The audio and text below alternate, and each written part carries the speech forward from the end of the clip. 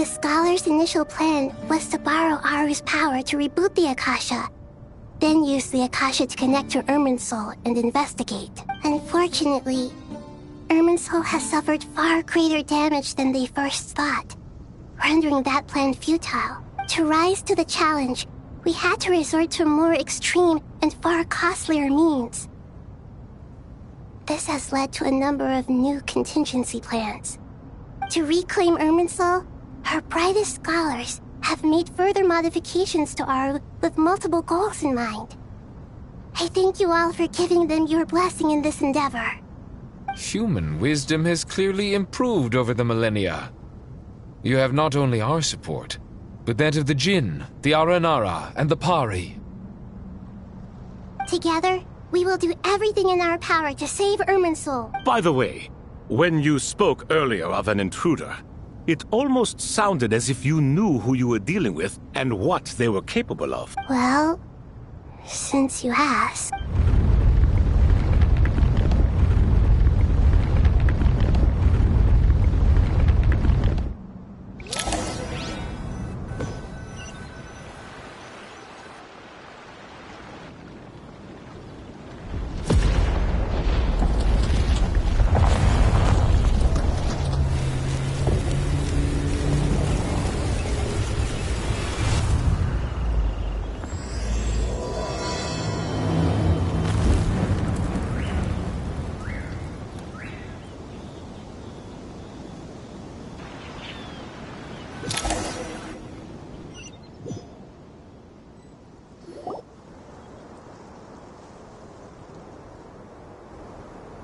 Master Tainari! Is this... how did this happen?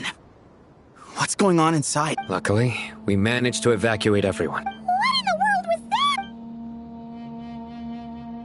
that? Oh my. I understand now, Dendro Archon. You make yourself quite clear indeed. Not once over the millennia has Irminsul been so terribly afflicted as this. Please continue, Dendro Archon. Irminsul's root system is what comprises the ley lines. In the past, it has always been hidden away, going unseen by the general populace. But now, an evil intruder is making it reveal itself. It has become a tree of unbridled greed. A clear sign that a deranged experiment has advanced to a new stage. Blasphemy. From where I stand, an experiment in the name of blasphemy sounds rather improper. But if we are to honor Dottores' will, this is what we must do. The birth of this tree proves to me beyond doubt that this incident is connected to him. But to explain the situation in full, there is someone I need to tell you about.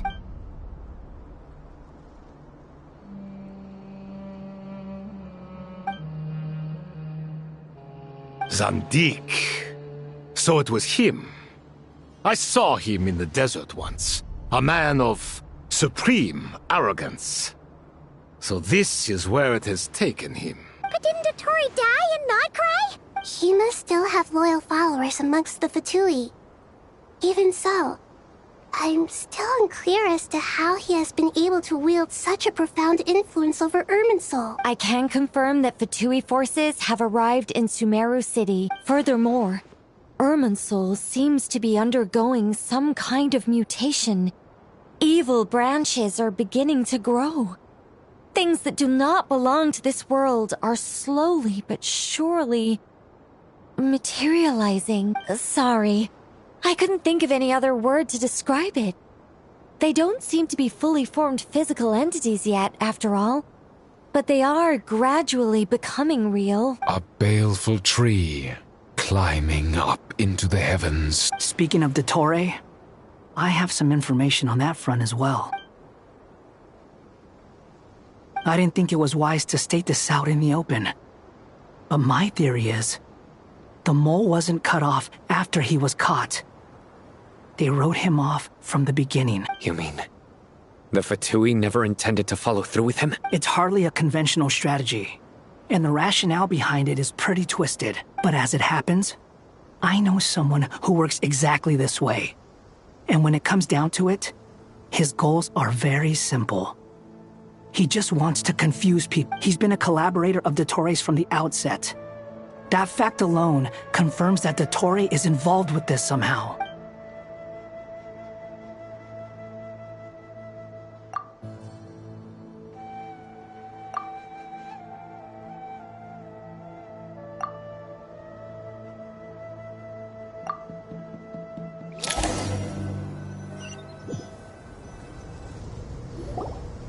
There is still much to be done.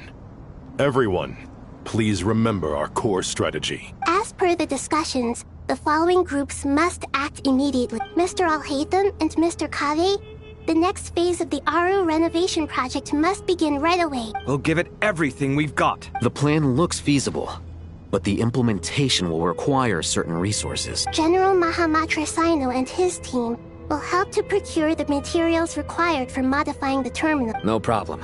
I've already spoken with Sethos and Hack Guy. This kind of thing is best left to the fleet-footed, right? If it's efficiency you're after, we're the right people for the job. Following up on the elemental energy amplifier we discussed. Miss Dory, I assume you're the one most familiar with the status of this project. Yep, that's right.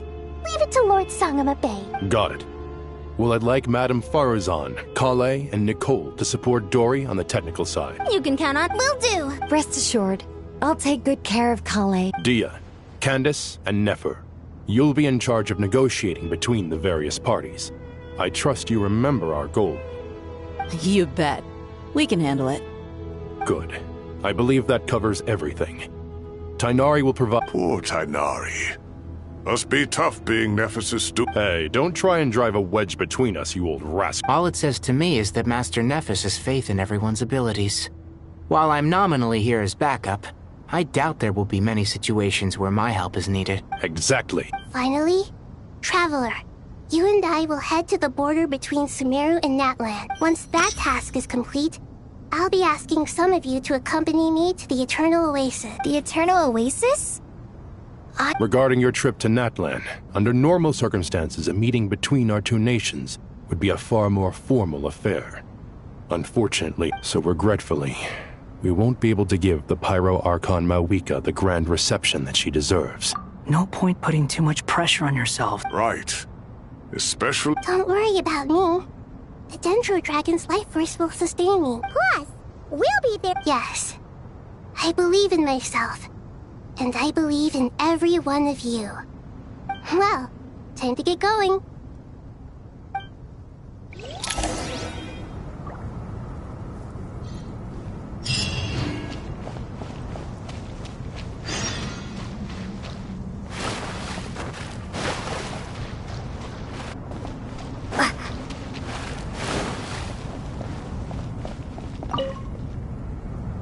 To what extent we can implement the final plan depends on how successfully the Akasha can be modified and configured.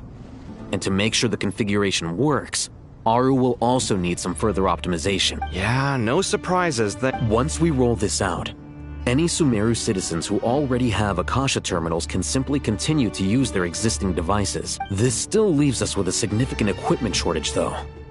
Many groups of people were never issued Akasha terminals, including mercenaries, the desert folk, and many others. We'll need a supply of rare materials for the renovation of Aru and the production of new terminals.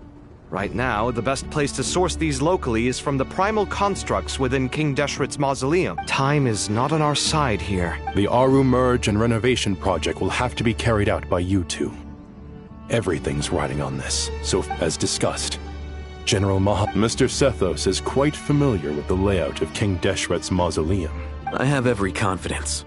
In the meantime, we may as well take a breather. Makes sense. There's not much we can do until the materials arrive. Get in formation and stay close. What is this, boot camp? It's just Sino being Sino. Everyone clear on our mission objective. Look at the excess primal constructs, dismantle them. And King Deshret's 7 pillars agreed to this? If they're just sitting there doing nothing, we might as well put them to use. Thoth's words, not mine.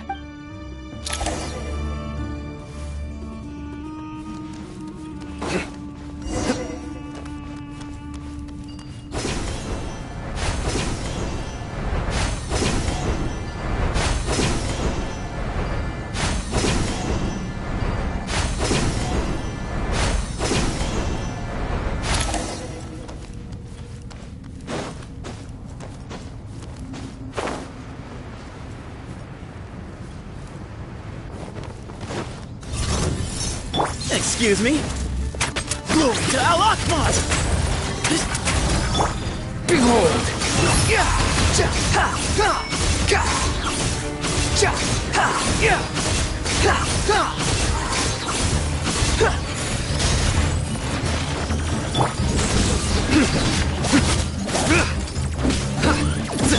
Cry louder!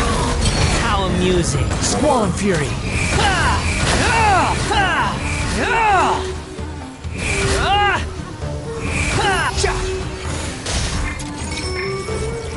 Way ahead of you!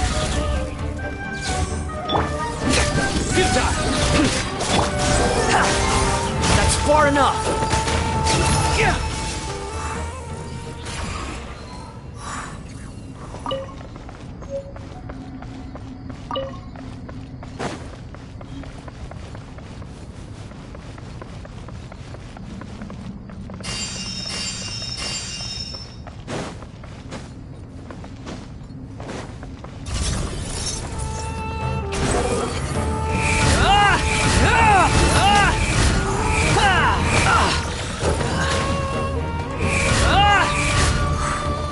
Through me, justice is served.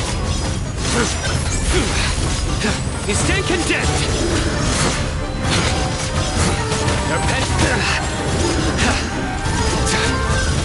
You stand condemned.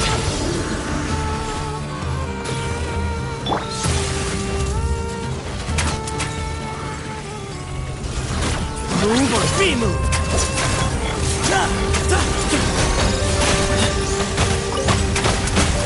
Give me some space. Wretched vermin!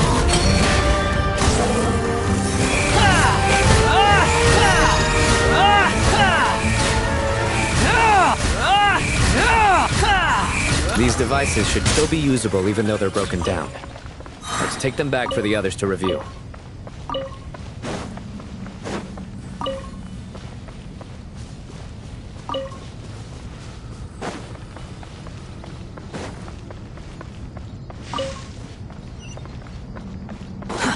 Too slow.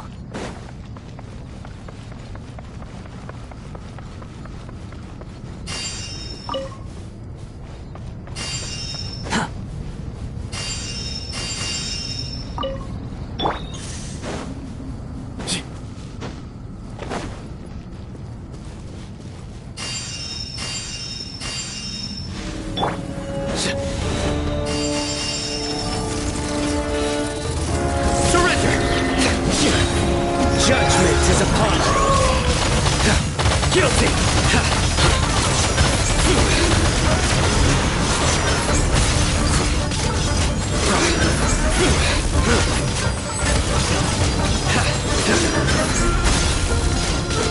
Your penance is due.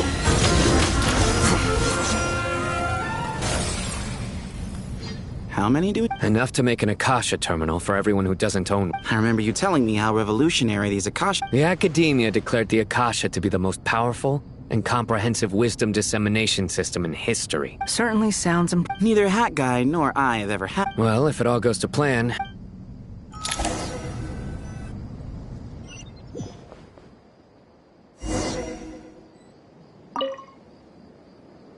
Oh, goody! Thank you so much for handling the delivery. What a long way it was. You've really outdone yourself. I'm well aware what a bumpy, dangerous journey it must have been. Now, I would have loved to oversee the process myself, but of course... Oh, trust me, I'm patting myself on the back for my assembly work here. Simply flawless work. But will you really be needing all of this? According to our plan, yes, this is the quantity required. I have no complaints about the quality either. Only the price. So expensive. I heard you covered a lot of the funding out of your own pocket. Oh, that's an exaggeration. Of course, the real tragedy is how little profit I'm making on this. It's really quite a beautiful design. And I'm intrigued by how such a diminutive device is able to output the power of the Light Realm. Did you attend the lecture on Light Realm energy, Madame Farzan? Of course I attended. I was just a little late, so I had to listen to the whole thing from outside the back door. Anyway, I have a perfectly good understanding of light realm, elemental, and abyssal energy, as well as the relationship between the three. Good to know. Master told me in private that the conversion process between light realm energy and elemental energy involves highly classified knowledge that shouldn't be disseminated too widely. But even so, the scholars still shared said information. Well, you can't enforce a rule that everyone breaks. Is that the idea? At first, the Dendro Archon was reluctant to explain it in great depth for safety reasons. Later, she came to terms with it, and simply informed my master that we would all have to face the question of survival together. To protect someone from such dangers means keeping them in the dark, but for someone to know and embody the wisdom within, they must understand its very essence. It's an information hazard. We're exposed to danger just by knowing the facts, and just like bait, it lures us in by offering us the solution to our problems. But if you're not careful, you'll end up pursuing it down a dark path. A tricky problem.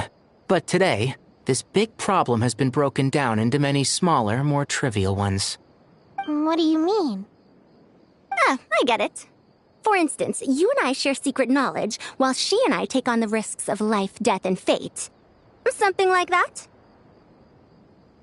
Hey, what? That is not what I call a trivial problem. Well, as they often say in Vahumana, an event that is monumental to the individual is negligible in the grand scheme of history. Generally, the fate of the individual is an insignificant affair. Being from Amorta, where the subject of our research tends to be a lot more personal, I have to disagree. It's hard to dismiss the individual as insignificant. In other words, the big problem of survival has been broken down into many small, interconnected factors, and each one of us represents one of those factors? When the same secret is shared with a group of people, the same fate binds them together. Most people would find this unimaginable, but to us scholars, this is the path that has always beckoned to us. Sharing knowledge is a good way to fight against fate. I will always believe in that. All right, I think that's everything. Thanks a lot. But don't go anywhere just yet. I'll still be needing you to calibrate the equipment.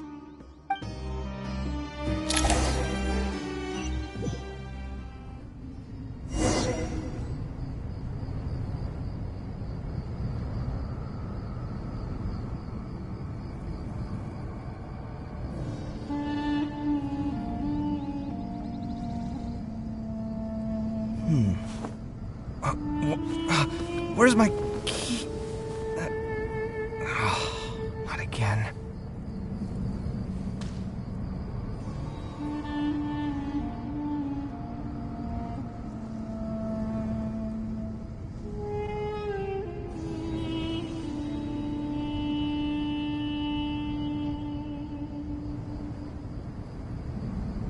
My latest design's getting there, but there's still room for improvement.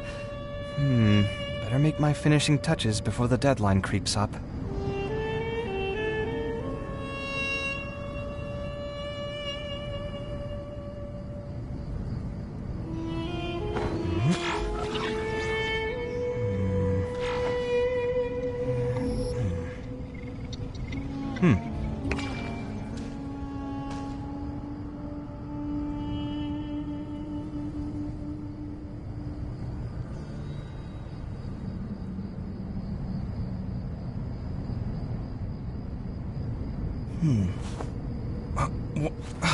Where's my key? Not again.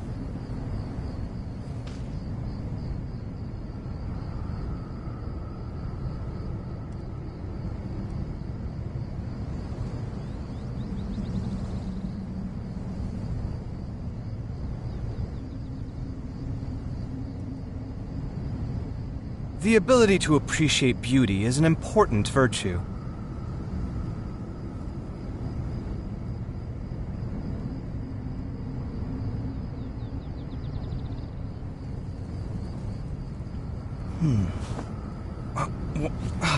Where's my key?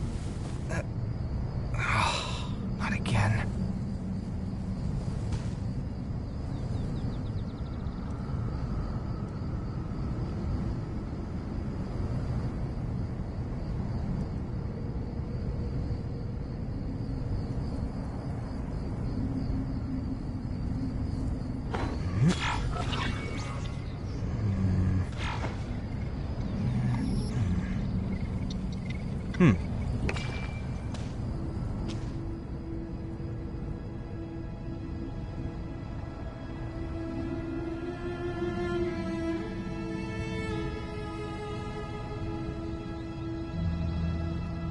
My latest design's getting there, but there's still room for improvement.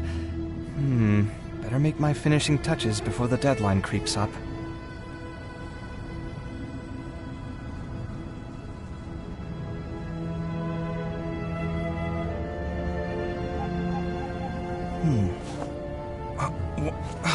Where's my key? Not again.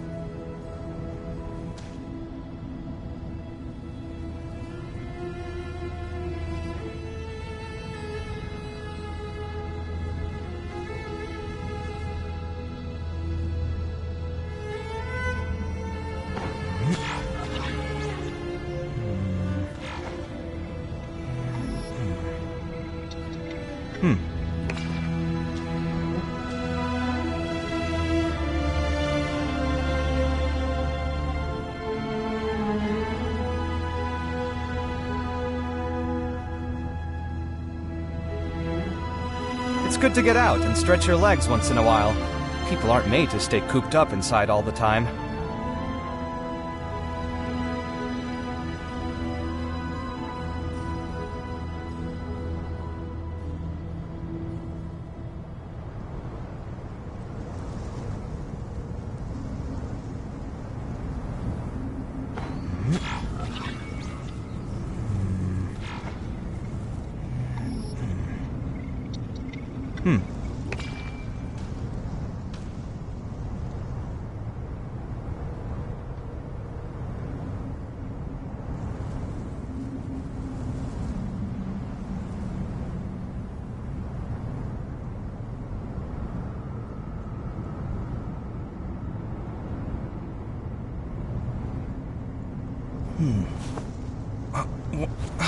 Where's my key?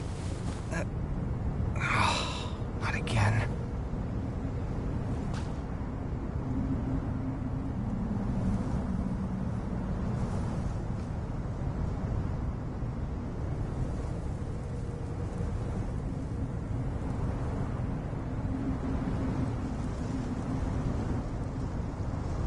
My latest design's getting there, but there's still room for improvement.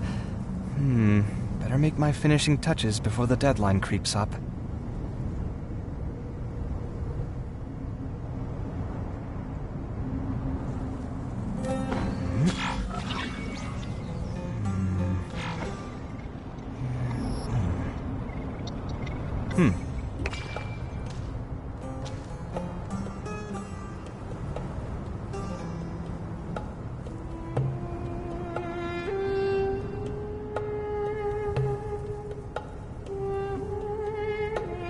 The ability to appreciate beauty is an important virtue.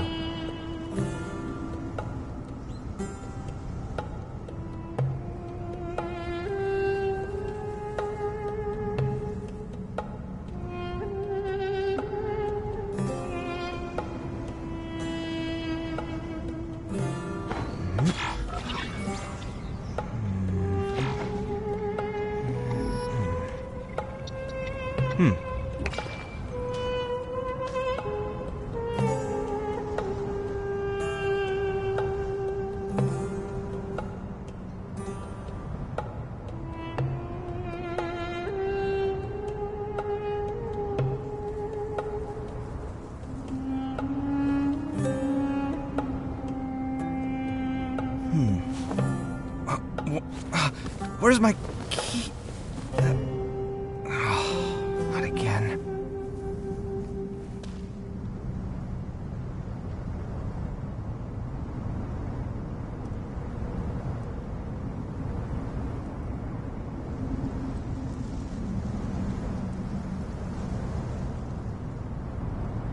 It's good to get out and stretch your legs once in a while.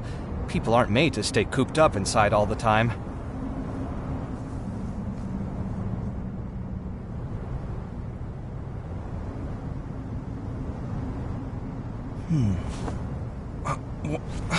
Where's my key? Not again.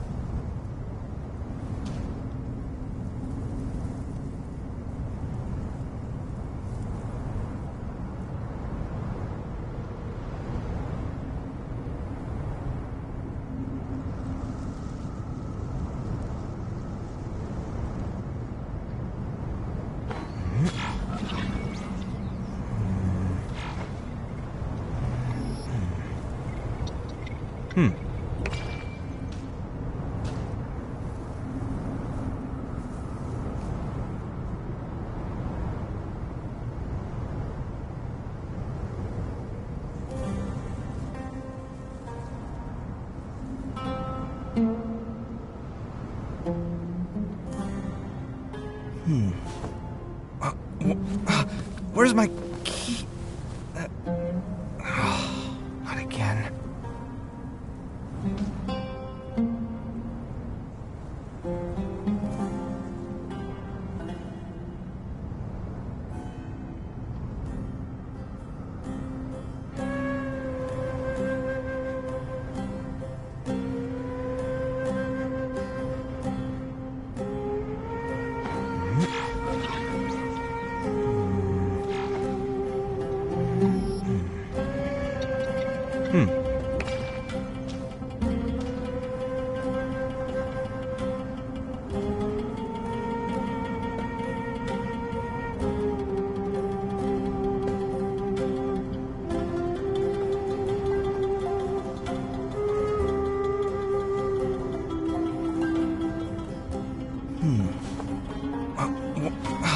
Where's my key?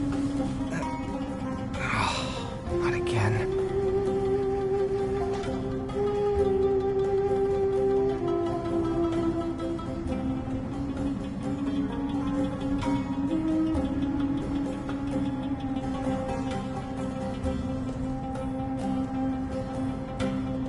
My latest design's getting there, but there's still room for improvement. Better make my finishing touches before the deadline creeps up.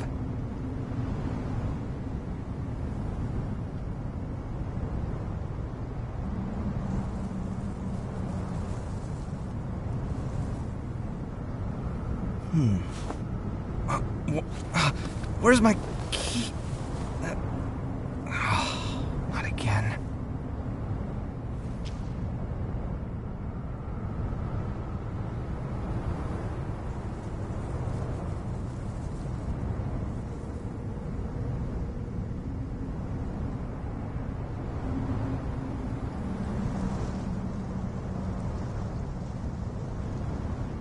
It's good to get out and stretch your legs once in a while. People aren't made to stay cooped up inside all the time.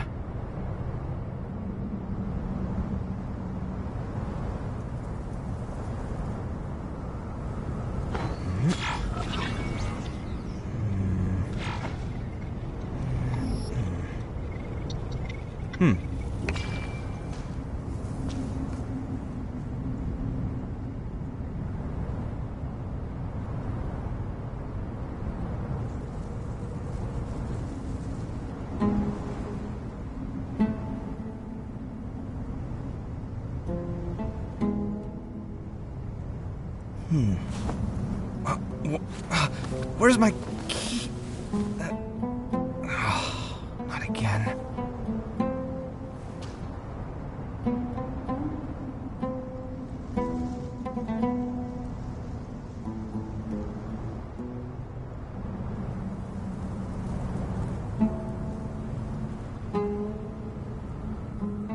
The ability to appreciate beauty is an important virtue.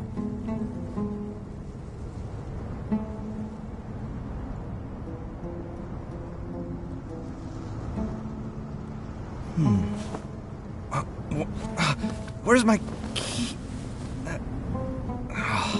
Not again.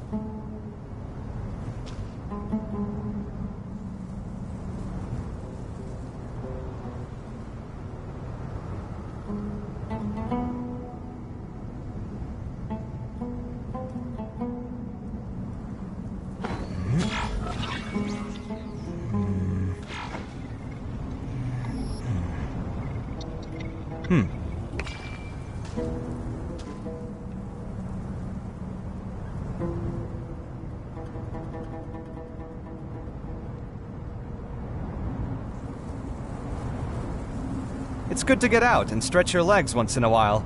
People aren't made to stay cooped up inside all the time.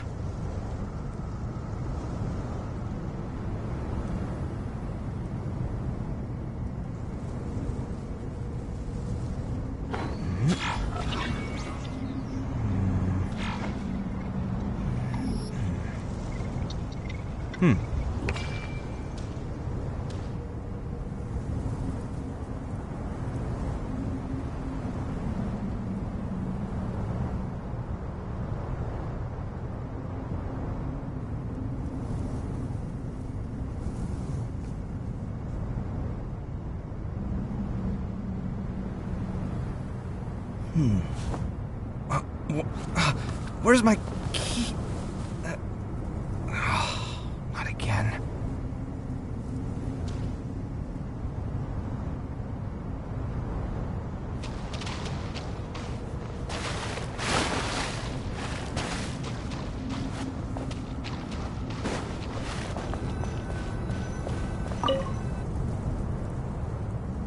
Okay, the materials are ready.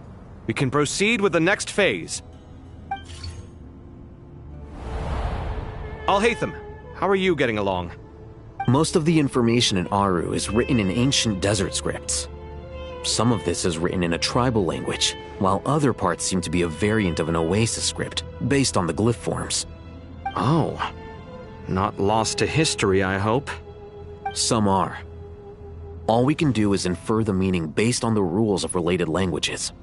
Although, this section actually fills in some of the missing historical record.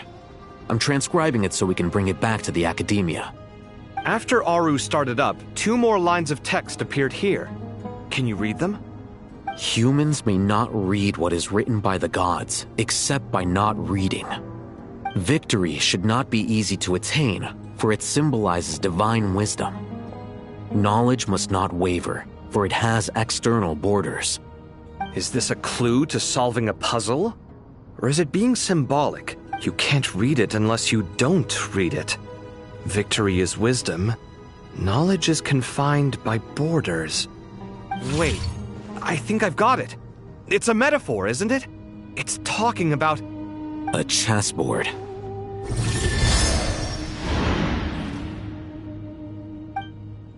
You were right. The youth of today are skilled at solving riddles. Have the secrets buried in the desert not been unearthed over the years all the same? Since Aru is a place reachable through wisdom, this day was bound to come sooner or later. Oh, I've always been against overly cryptic sentences. Don't you get tired of reading and writing all that? Ah, it's you 3. Just in time. We've been delving deep into Aru, and now this board has appeared. I've heard this was how you'd while away your free hours. You must be quite the experts by now in that case. It is true. King Deshret's chess games are some of the most well-loved of all his wonderful creations. If you have ever been to Safhe Shatranj, you may well be familiar with the chess pieces you see here. Is this chessboard supposed to be another visualization of the interior of Aru, then? Naturally. Visitors, everything is ready. Only by completing the challenge on the board in accordance with the rules will you be permitted to overwrite Aru. 1 second. It's not dangerous, is it? Dangerous? Why, yes, of course. I should be the one to go, then. Wait for me here. Sounds like the self-confidence of our present company has rubbed off on you. Don't be ridiculous. I'm your upperclassman, and that means I have to look out for you. I appreciate the sentiment, but a game of chess typically requires 2 players. Besides, I'm sure they won't let things get out of hand. Keeping things relatively safe is in your best interest too, isn't it? Fair enough. I mean, you guys are controlling the difficulty, so please don't go too hard on us, all right? Ah, but Bennu said he wanted to put some respect into these whippersnappers. All right, all right. Thank you. Obviously, we'll still try to be careful. This doesn't seem like ordinary chess. Is the goal to defeat the opponent? No, you must enter the board and pass the trials we have placed there. Ready? Let's do it.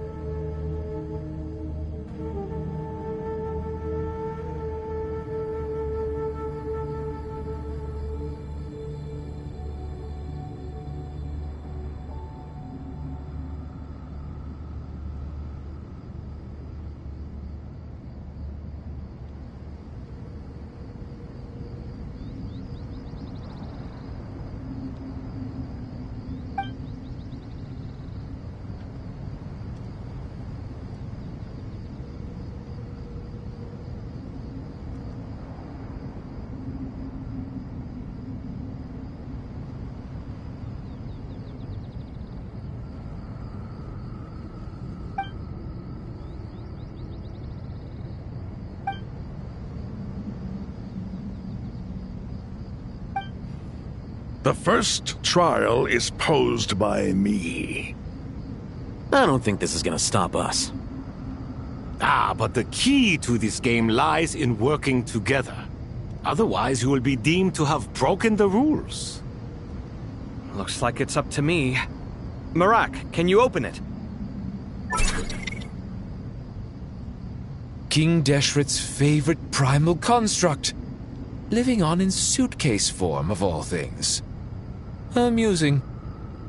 Ho ho! Excellent work.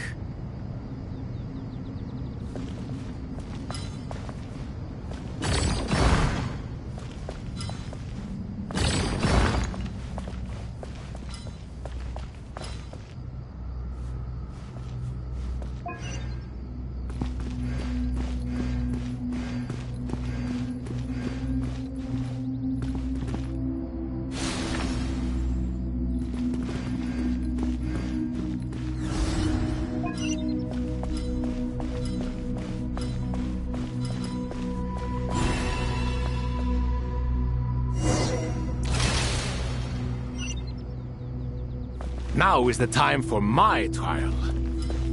Now, don't be nervous. I'll make it nice and easy for you. Really? Thanks in advance. We appreciate it.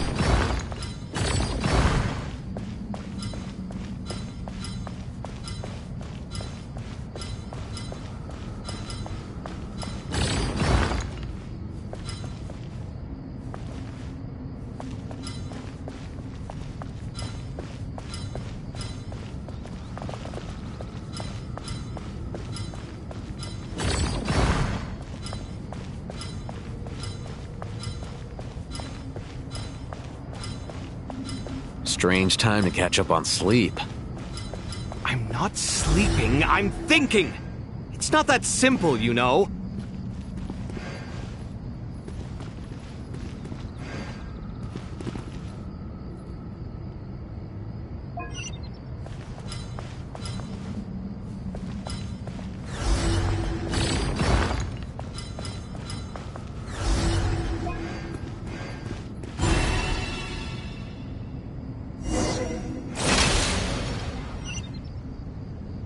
Ibis King, don't you think this all rather inappropriate? You may as well be handing them victory on a silver platter.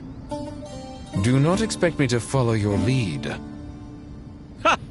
Suit yourself.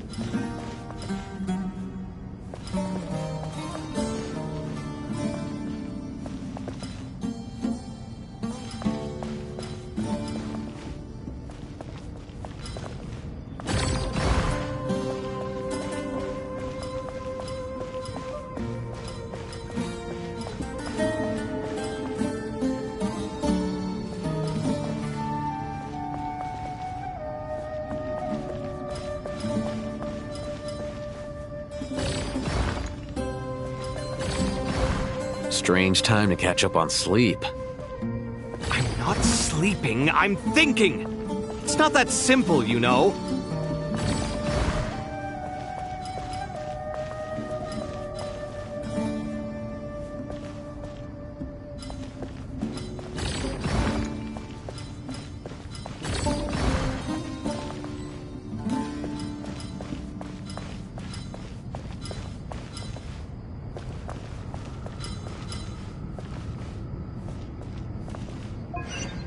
Strange time to catch up on sleep.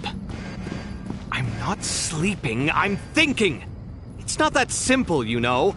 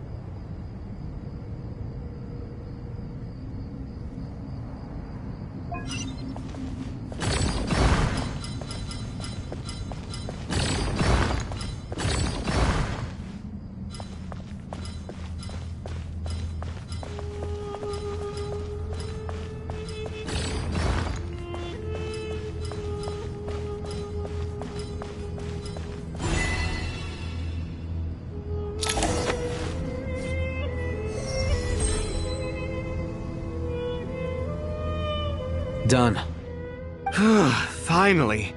It's over. But seriously, that was incredible! Standing on the chessboard felt completely different from standing on solid ground. And also... Oh, sorry. I'll save my thoughts for later. Thanks to the three of you for helping us out with this. Is it just me, or were you giving us quite a lot of guidance along the way? We made but a humble contribution. You lived up to our expectations. Bravo! Our aid was not given for naught. In addition to the existing functions, I'd like to ask you for another favor. Since Aru's interference shield can cover the entirety of the mausoleum, it should be possible to extend its range even further. Perhaps you can find a way. So, building upon the existing functions to... Ah! I'm with you! Imagine for a moment. What would the ideal outcome look like if this function were compatible with the devices? I agree. This is the best solution possible. Please, everyone, we beg you to help us. Me, oh my! Well, since you ask so very nicely, I suppose... Goti? Kroko? What do you say? Naturally. Time to go! Let's go find Nahida!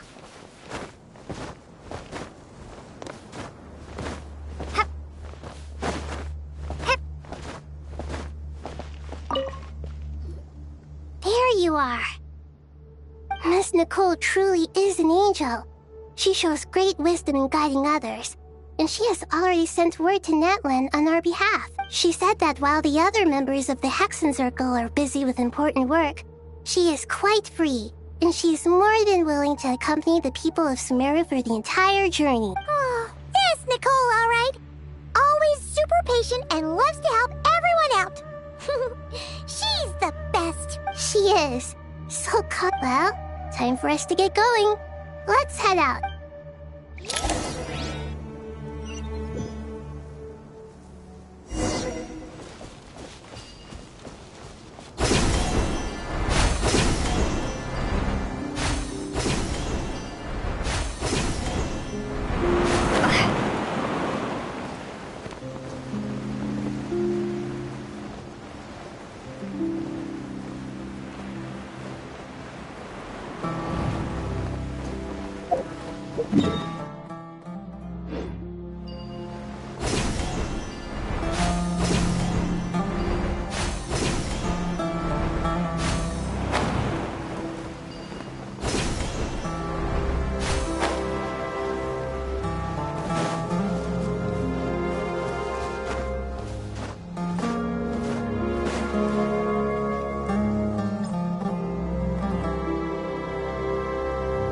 This should be one of the closest places to Natlan in all of Sumeru. There's the barrier Nicole and Nefer mentioned.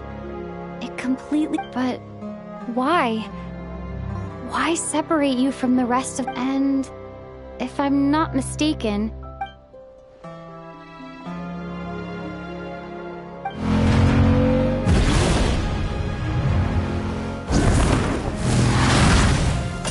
Good question.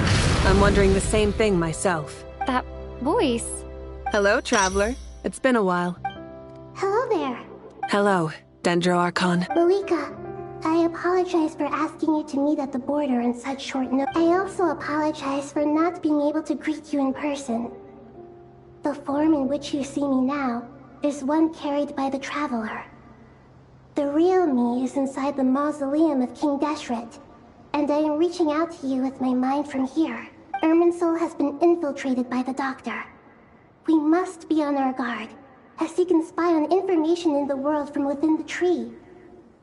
Fortunately, there is no record of the Traveler in Irminsul, and you are still within Natlan's border. My records will be preserved in the Night Kingdom, rather than the ley lines.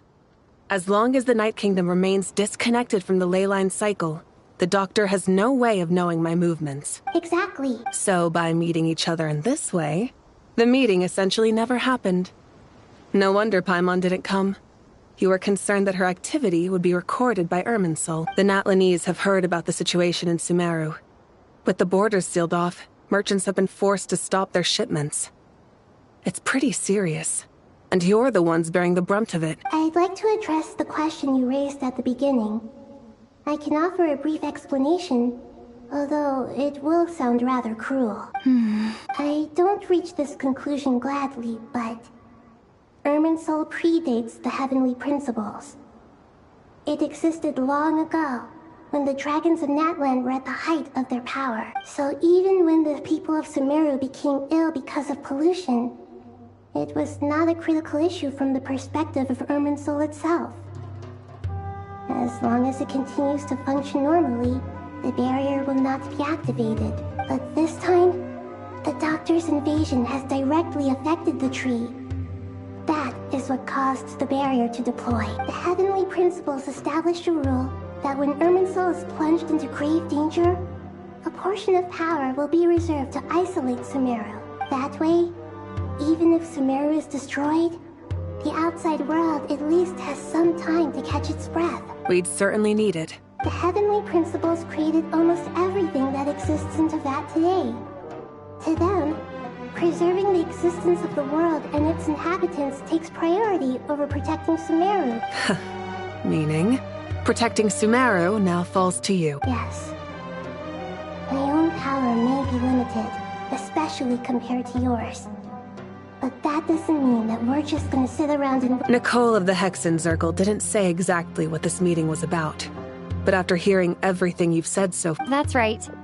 Nahida and I discussed it. You need the Pyronosis, don't you? Yes. You guessed correctly.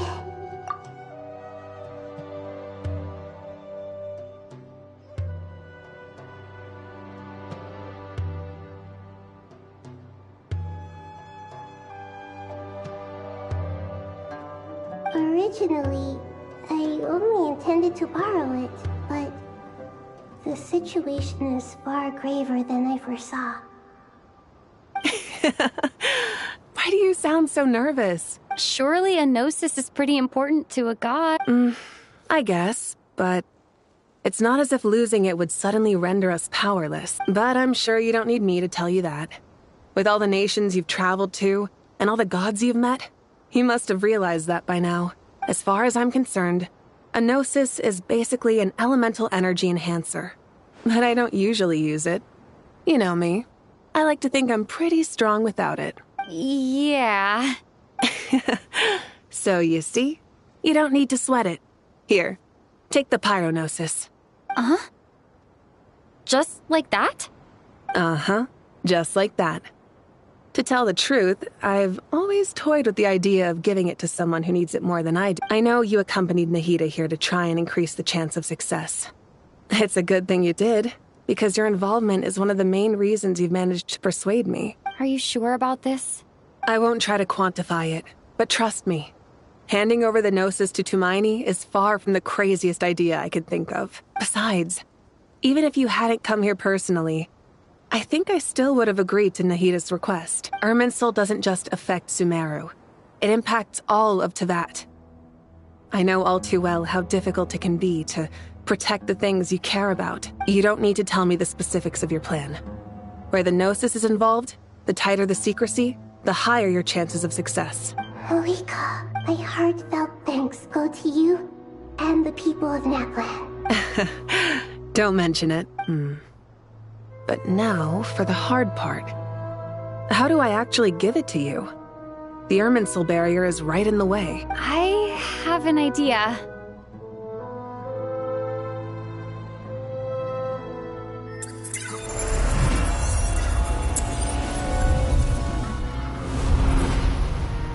Just as I thought. Just made a lucky guess. This seems to happen quite a lot. Irminsul usually produces effects based on the records it holds. Since the Traveler is a descender, Irminsul contains no records of her, and thus has no way to impede her. Is that right? You really are full of surprises. Catch. Whoa! Thank you, Moika. Thank you for trusting us with something so important. All right. No need to get so formal.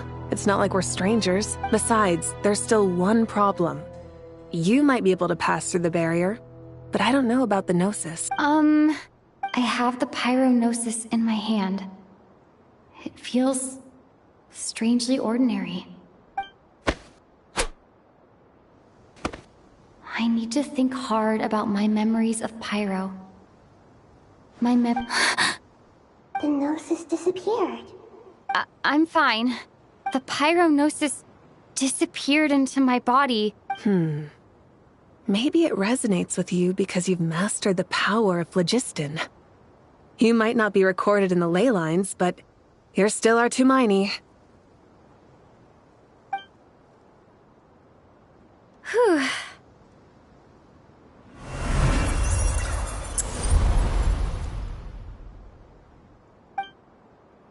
Please allow me to express my gratitude once again, Malika. Pleasure. Well, I've given you all the help I can. The rest is up to you. Good luck. We won't let you down. Yeah, we aren't about to lose.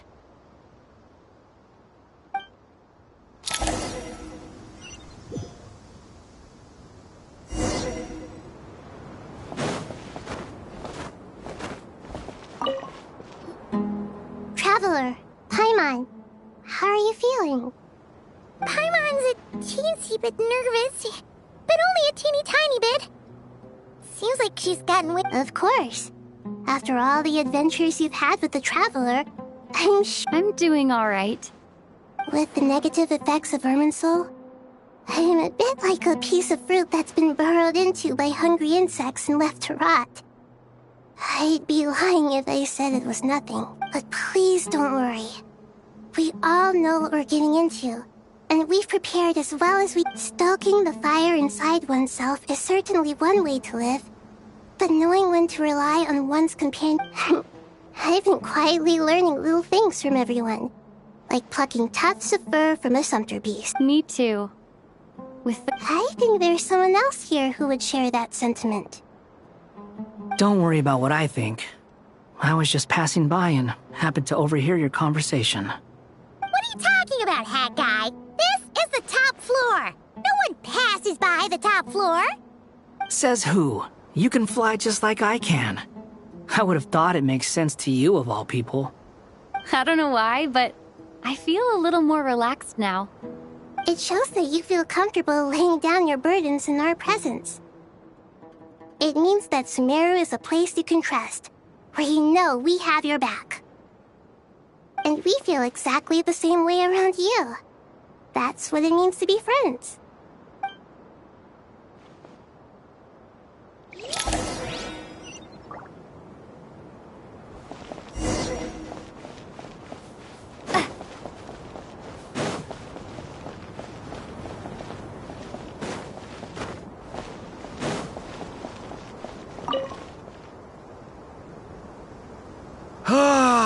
It's finally done. Ugh, but I have a nagging feeling that there's something I've forgotten.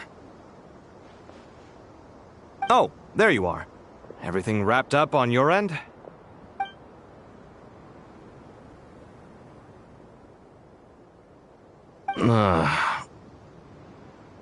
Okay, fair enough. That was a pointless question. We were working in tandem, after all. You must really be exhausted. Well, it's been a busy day for both of us. When work ends, you clock out. No looking back. Yeah, we're definitely due a break. Probably a little late to start drinking now, though. I'll stick with water. Here, this one's for you. Thanks. You want a bite to eat? I can grab us something. Or wait, I think there's a stove nearby. Let me take a look. Are you nervous? A little, yeah. Unlike you, it seems. How are you not feeling at all nervous? Because everything that happens next is beyond my individual control. I don't worry about things I cannot influence. What do you mean, cannot influence? You're the one who came up with half of the strategies we ended up using. There's only so much I can do. I was only doing my duty. Was it like this last time, too? You mean with Azar and his accomplices? Yes and no. The situation back then was easier to control, but we weren't as prepared as we are this time. So the enemy is stronger, but so are we. I still vividly remember the way you interrogated me in the library after the fact. Where were you when Sumeru needed you most? If your memory is so vivid, you might also recall that it was you who came looking for an argument. You're often the one who initiates these things, you know. I came for a conversation! I didn't know it was gonna turn into an argument! Anyway, at least I showed up this time. So, what do you think? What do I think? I think we're certainly better off for it.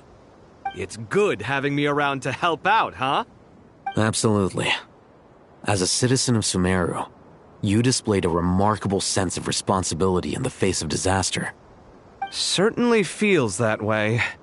I just shudder to think how the world would have ended up if we hadn't gotten control of the situation. So, do you think this is what impending disaster looks like? The sky is so clear, and there isn't a whiff of decay or destruction in the air. It's hard to imagine that the fall of humanity could happen on an ordinary day like this. Awful things happen all the time. Sometimes people can stop them, and sometimes they can't. What you and I have done is increase our chances of stopping this one. Lofty ideals may provide no defense at all against nihilism, but perhaps little decisions can. Oh, nothing. It's nothing.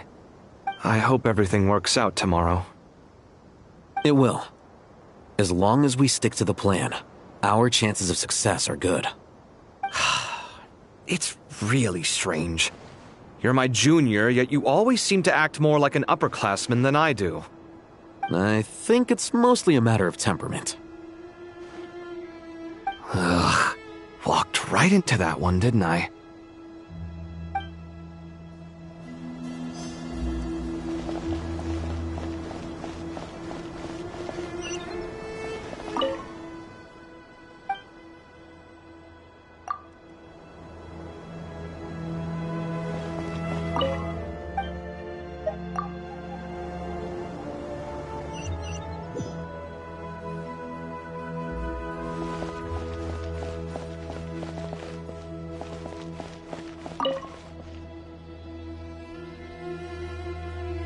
We'll make our move after sunrise tomorrow. Good. Is everything ready? As much as possible. That'll be enough. Don't let the pressure get to you. We'll take things one step at a time. That's how we've always done it. Master Tainari! Mr. Sino! So this is where you were. I brought some juice and some water. Would you like some? I know how easily you get dehydrated in the desert, so you should definitely have some water. In which case, I'll have the juice. I gotta ask, though. Who's on juice-making duty at a time like this? Madame Farazan said she was feeling a little nervous, so I told her about the automatic juicer my friend invented. She took it right off me and started making carton after carton of juice. A juicer? Did Sucrose send that to you? Yeah, I hadn't had the chance to try it out before this incident occurred, but I couldn't bear to leave it behind in Gandharvaville. The juice is very sweet. I think so too. Kale, how are you feeling? Physically, I'm okay, but it just still feels strange to me. Why would a great power like this come to someone like me?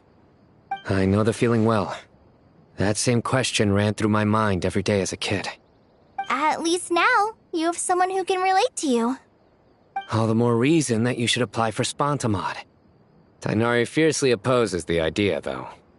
Those two things are completely unrelated. What are we all chatting about, Would anyone like any juice? Oh, you have some already. I had some earlier, ma'am. Maybe give the extra to someone else? Very well, very well. I shall be off then. There's this enormous power, and then there's little old you. You feel like there's no connection between the two. And that sense of dissonance is difficult to get used to. Yeah. But after all this time, I can't believe this stuff still gets to me sometimes. Makes me feel a little childish. Kale, just because we normally keep the conversation light doesn't mean we can't discuss deeper issues. I don't think it's childish at all. You were the victim of a terrible crime. It's normal to struggle with the fallout from it. You have absolutely nothing to be ashamed of. My professor once told me that no incident can be considered truly resolved until the victim says it's over. Your rage and your pain are completely justified. Thanks. Miss Nicole said that the same god remains which were once used to inflict so much pain upon me have now become a weapon with which I can protect everyone. It's like my own personal kind of evolution. Every innocent person who's been hurt needs time to realize that it wasn't their fault. I was the same. But it's all about to be over. Tomorrow, it ends for good. I don't know if you've noticed, but you rarely stumble over your words anymore, and your outlook has become much more positive. It's a big change from how you used to be. And since this isn't over, you can settle the matter on your own terms. It's time you seized back control. I believe in you. Yeah. Sumeru is my home. And it's so important to me. I have to protect it. No. I will protect it. And once you're done, how about you come back and apply for Spontamod? Stop it with the sales pitch, would you? Hey, excuse me. There are still 3 unclaimed cups of juice here. Why don't you take one each? Ugh, my arms are getting sore from carrying them around everywhere. Madame Farazan, why are you... Here, let me take them off your hands. Thank you, Madame Farazan. Drink up and enjoy my handiwork. I think I'm going to make something else now instead. Please, try to relax, Madame Farazan. Your nerves are starting to get the better of you. I know.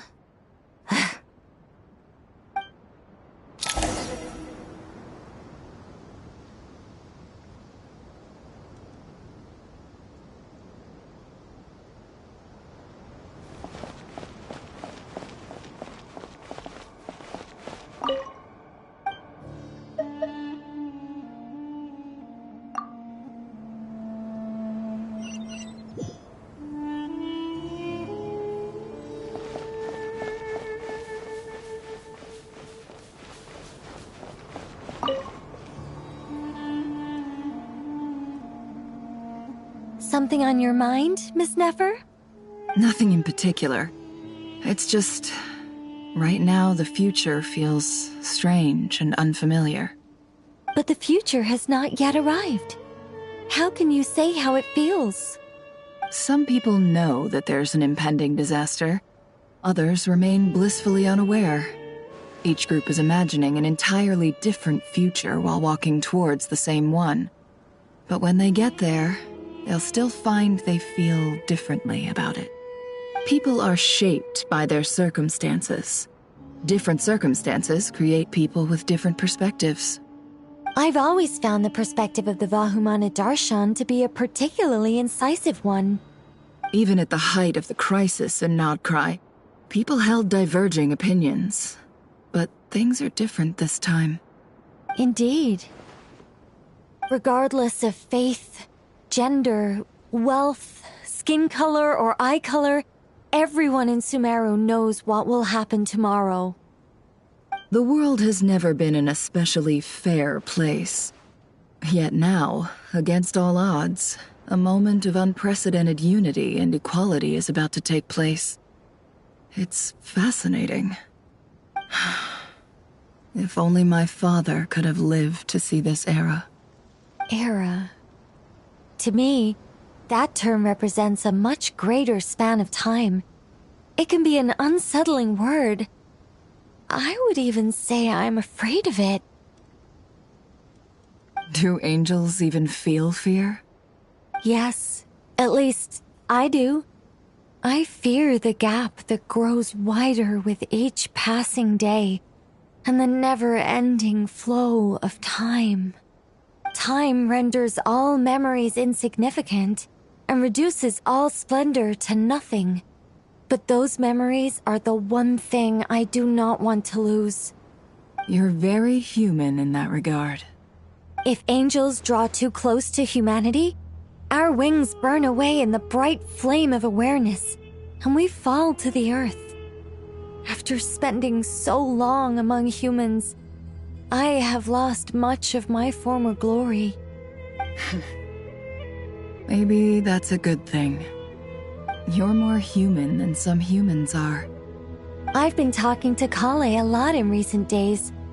We seem to be in completely opposite situations. I suppose that makes us good case studies for comparison. Case studies for who? Myself, I suppose.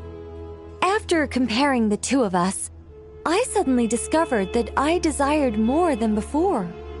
It was a gentle, pleasant sensation. Just as most people pursue glory and miracles, I too am pursuing miracles of my own. Guiding humans to make the miracles in their hearts a reality. That is my miracle. It doesn't sound so bad, does it?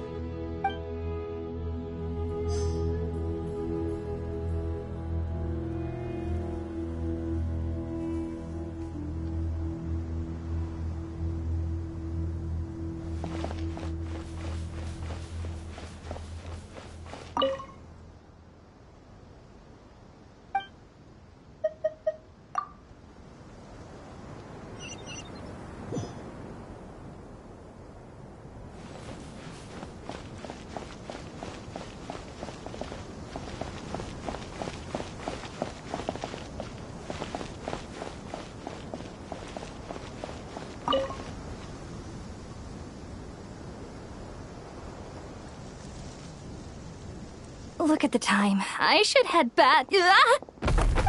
I'm so sorry. I'm fine. Wait.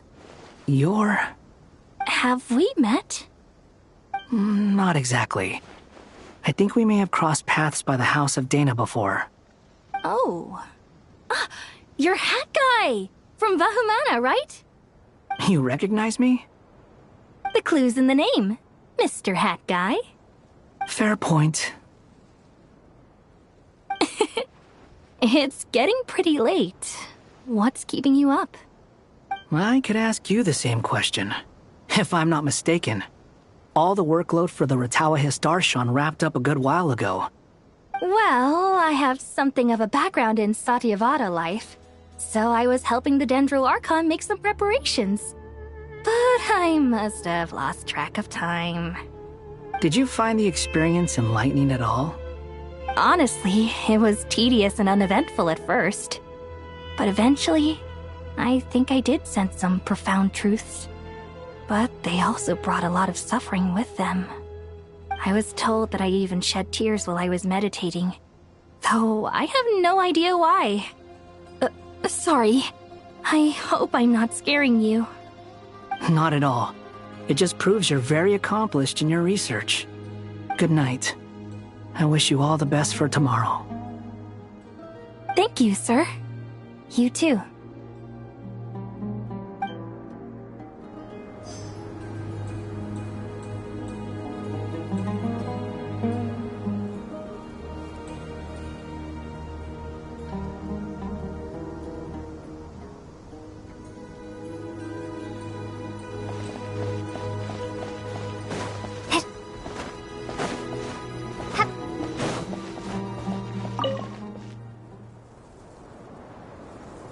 Too bad we've got a fight tomorrow.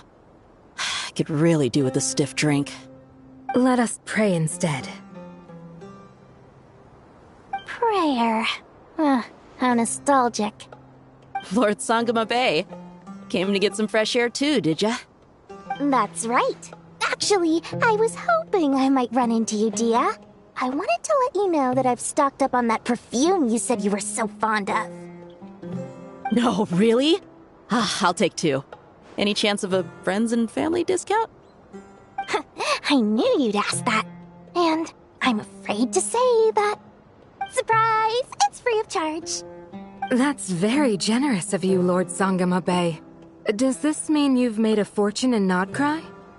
Nope. Turns out, it's not that easy to turn a profit there. I even ran some assorted losses. But anyway, that has nothing to do with why I wanted to give you and Dia a small gift. Remember that merchant caravan you two rescued in the desert last month? That was transporting my goods! No way! I had no idea that was your shipment. Explains the, eclectic mix of goods, though. Lord Sangama Bay's investment in the desert and generous stockpiling of goods has helped many people over the years. The shelters you funded especially have made life a little easier for the children and the elderly. Wait, how did you know about that? Oh, I see. Nefer told you, didn't she? That pesky lady. Aren't intel brokers at least supposed to charge for divulging people's secrets? She and Candace go way back. It's normal for close friends to share things you wouldn't tell to everyone else. Sure, but why did they have to be things about me? That's how Nefer shows that she cares. She wishes for all of us to know what a generous person you truly are. It must be hard trying to make a living far away from home. Just because we can tell what kind of person you are doesn't mean everyone else can. Well, maybe her intentions were partly good, but I don't think that's the full story. I'm sure she enjoyed knowing how much it would annoy me. I'm telling you, Nefer's got a mean streak. Definitely with you on that. Does praying help you stay calm? Defending one's home is a just cause. My heart is filled with a mix of anger and hope. Anger. You know, being able to get angry is a good thing. It shows that you're in touch with the real world, and that you have the passion to pursue something you believe in. Oh, my lady? What are you doing out here? Just taking a walk to clear my head. And look where I ended up. Were you praying just now? Yes, Miss Dunyarzad. Would you like to join us?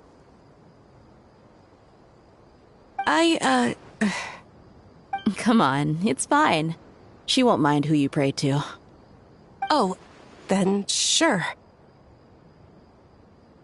I remember you, Miss Dunyarzad. You visited my shop before. If I recall correctly, the god you worship is the Dendro Archon, correct? That's right. She is such a gentle and kind god. But to me, she is more than just a god I worship. I see her more as a friend. And so do many others. She's not some almighty god who reigns on high. but a genuine friend. Agreed. She's a wise teacher and a good friend. I spoke with several people during the evacuation. Everyone's aware that tomorrow's battle is one that ordinary people can join too. A battle to fight for our friends and our homeland. Oh, it makes me glad.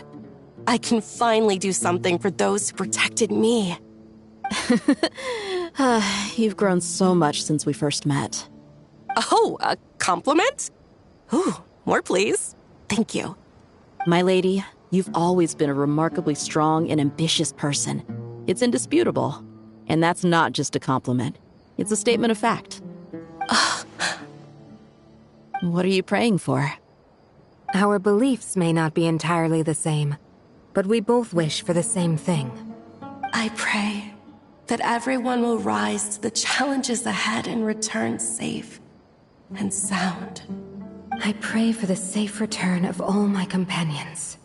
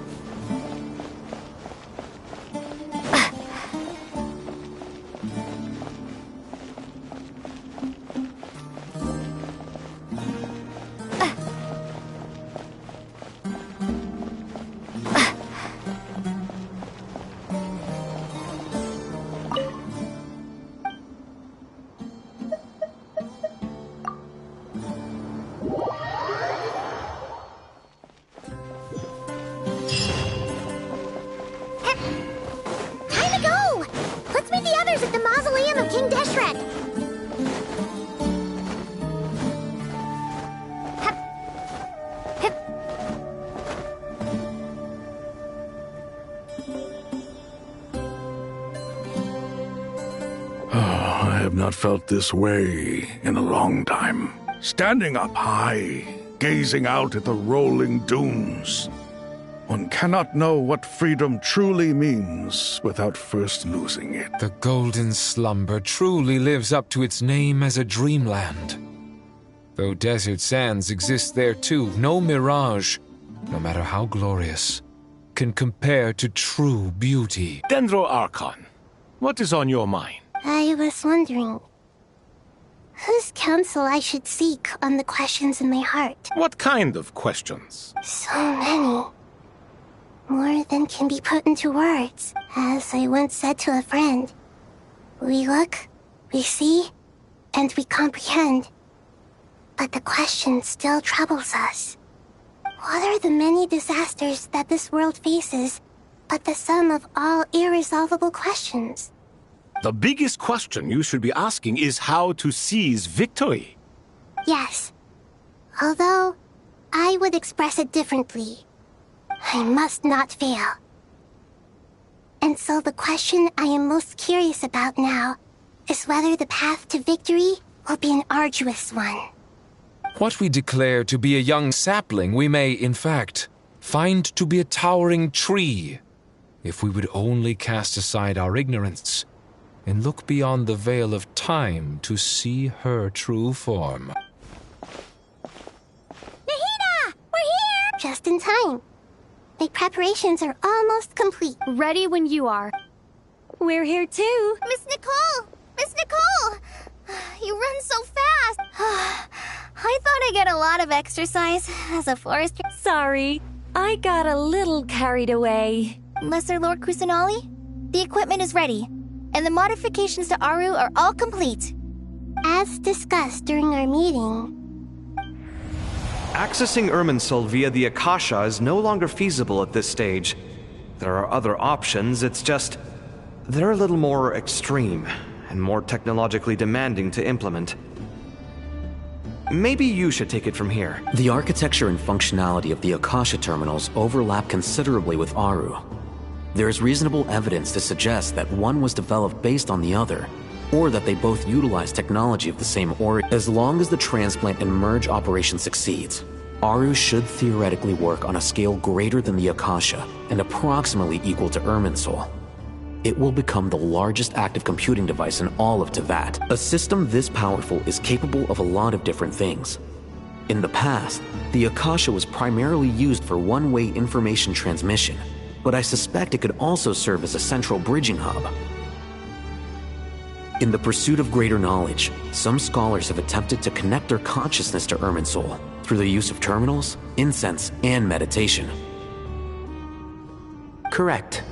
In academic language, scholars who reach that stage are said to have entered Satyavada life. Hypatia has performed this practice many times in the past, and she was once under my care for a period of time.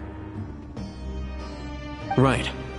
And this at least proves that there is a zone within Irminsul that can be connected to. That's right. Providing wisdom to the people is one of the very reasons for Irminsul's existence. I think I understand where you're going. Please, continue. In that case, I'll skip to the conclusion then. We need to further modify Aru, merge it with the Akasha, manufacture terminals, and distribute them to every single person we can reach. Every person? Even the desert folk? Yes, everyone. I've already calculated the amount of raw materials we need. So you mean we're going to get new Akasha terminals? Yes, but this time the people of Sumeru won't be using them to acquire knowledge, just to connect to Irminsul. That's the key. When we evacuated the city, we brought all the important assets from the House of Dana, in case we ended up needing them. Fortunately, this included the Akasha system's main terminal. We've checked all the relevant records, and one thing is certain. Nothing like this has ever been done on this scale before, so... Everyone in Sumeru is part of the plan. Whoever controls the people controls the situation. Since this function of Irminsul was introduced, it has only ever been made available to scholars, who don't constitute a particularly large group of people. But by expanding the scale to include all the people of Sumeru, all the individual connections will stack up to create a significant load on the system. Under normal circumstances, Irminsul would be able to cope with the additional load. But with it already being under strain from other activities, its remaining capacity is limited. Thus, it might be possible to shut it down completely by overloading it.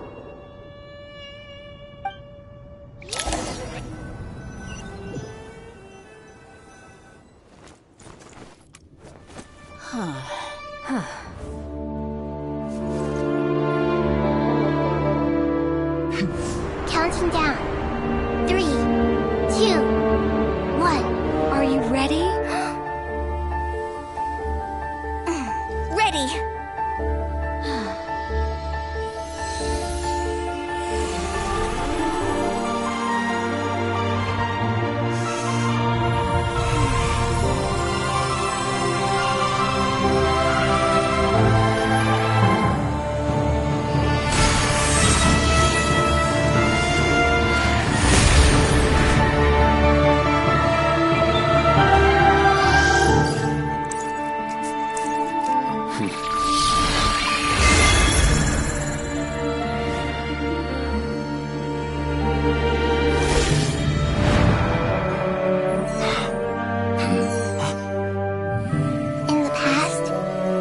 People sought knowledge, they turned to the Tree of Wisdom.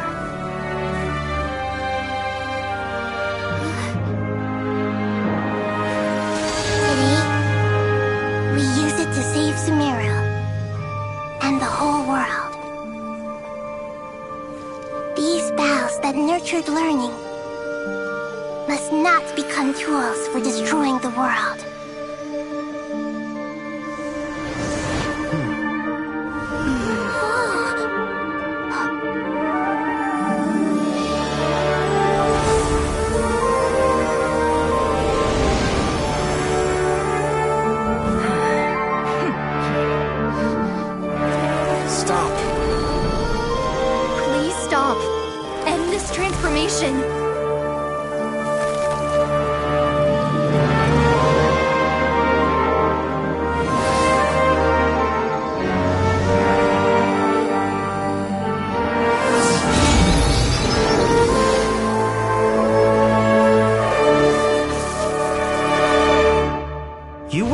down Irminsul just to stop me? You fools.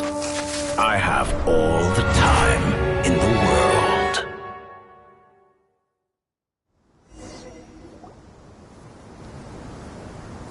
Success! The evil Irminsul tree is stepped growing! Great! What a display of true courage! The courage to think and the courage to act! I never thought I would witness the shutdown of Irminsul with my own eyes. Perhaps this is human wisdom in action? Indeed, only humans could do such a thing. Gods are few and far between. What was once created for spreading knowledge is now used for another purpose. A rather ingenious plan. I am grateful to you three for your help.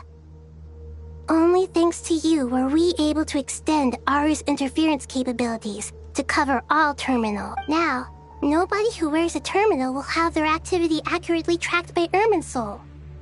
No matter how many eyes Dottore possesses, he will not be able to see us clearly. Now for the next step. I will need the help of your supreme powers once again. How might we be of service, Lord of Dendro? I need to reach the Eternal Oasis immediately. Right now? In that case, Ibis King, would you agree that this is a fine opportunity to dust off our old tricks? Never. I assume you have that chess set with you? You mean the one you gave to me as a gift? Asking for it back, are you? How could I? You misjudge me. I just wanted to show you another way you can use it. Connect to Safei Shatranj. Safei Shatranj? You mean that place in the desert? Thoth's chess set gains its power from the chessboard laid out in the desert by King Deshret and ourselves. All ceremonies conducted using the chess set must be activated via Safei Shatranj. In other words, the chess set is an extension of the chessboard. In the past, moving a chess piece was a sacred and momentous act. Transfer initiated. Entering live combat mode.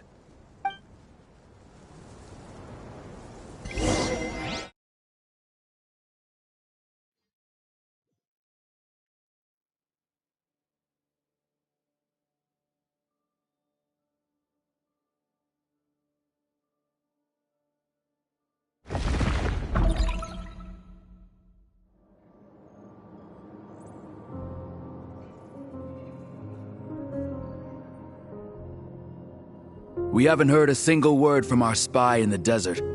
I'm afraid he might have been captured. Never mind. But we spent years turning him. And a lot of Mora. Nothing comes for free in this world, but the loss is not without its purpose. For a small price, we have wasted a precious amount of the limited time they have. Quite a bargain, if you ask me.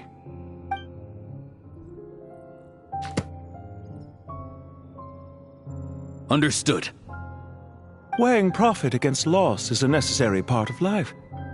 But to tell the truth, I have been operating at a loss since this all began. Since many centuries ago, in fact. For instance, why would a banker act as the executor of a will? If you hadn't deposited your personal belongings at Northland Bank, I would have no reason to be here right now.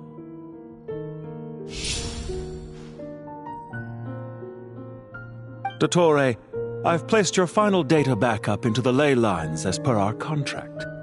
I trust we are now square for the safe deposit fees you paid. Is it not a little petty to split hairs like this, given our amicable relationship? I consider sound bookkeeping a matter of principle. Do not forget that you only live to see this day thanks to me. In fact, every day of your life since you met me, you've been living on borrowed time. Why, that's hardly a fair assessment. I will concede that my survival was perhaps at your whim, but I became a harbinger on my own merits. Managing money is not like other professions. Mine is not a role I could have acquired based on your recommendation alone, and certainly not one I could have lasted so long in without genuine ability. The information stored in the ley lines is quite comprehensive. Rest assured, I have not forgotten how strong your pride is.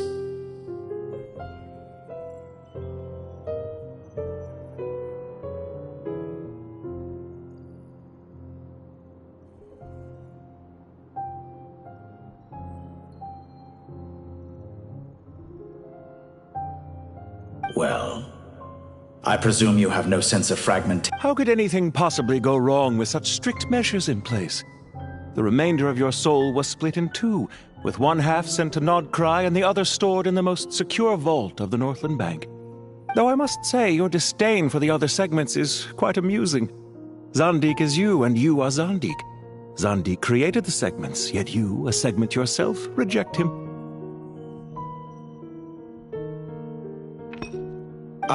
That is, Zandik, created segments of various ages in his later years.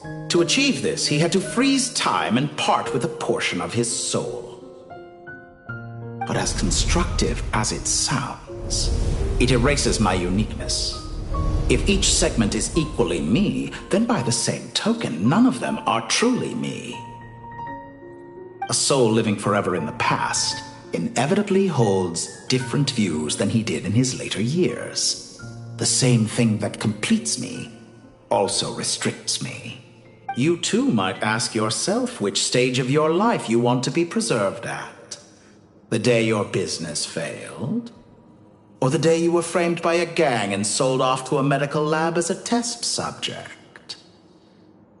We needn't dredge up the past. This undesirable plan was eventually scrapped. Lesser Lord Kusanali was quite right. I needed an opportunity to eliminate myself. And after that, I concluded that there was no more effective plan than directly splitting the soul. Once the soul is transferred out, you will... The other half of your soul suffered a crushing defeat in Nodcry, you know. And yet in the process, I obtained the information I always wanted, did I not? Because now we finally know where the best testing ground... I once thought your ultimate goal was to ascend to godhood. But as it turns out, that was merely one of your experiments. Experiments take many forms. Most people are too eager for success, too fixated on the end goal. A suspiciously vacant seat, a new face. I trust you can put two and two together. The reason it doesn't exist is because someone tampered with the record. What can I say? After all your efforts, you really did uncover the world's secrets. So, is the new world you promised a lie? No, it never was. I am glad to be able to control Irmin's soul from within. Now I shall attempt to create a new world inside the existing one. Almost everyone faces the prospect of death. But not a single person has ever been able to experiment unrestrained in the afterlife through sheer force of will. I am the only one to have overcome this enormous challenge. Would I not be letting the world down if I didn't make the most of the opportunity to experiment? Clearly, the dividing of your soul did not affect the magnitude of your ego. Out of all the versions of you that have ever existed, this you is the most insane and the most radical.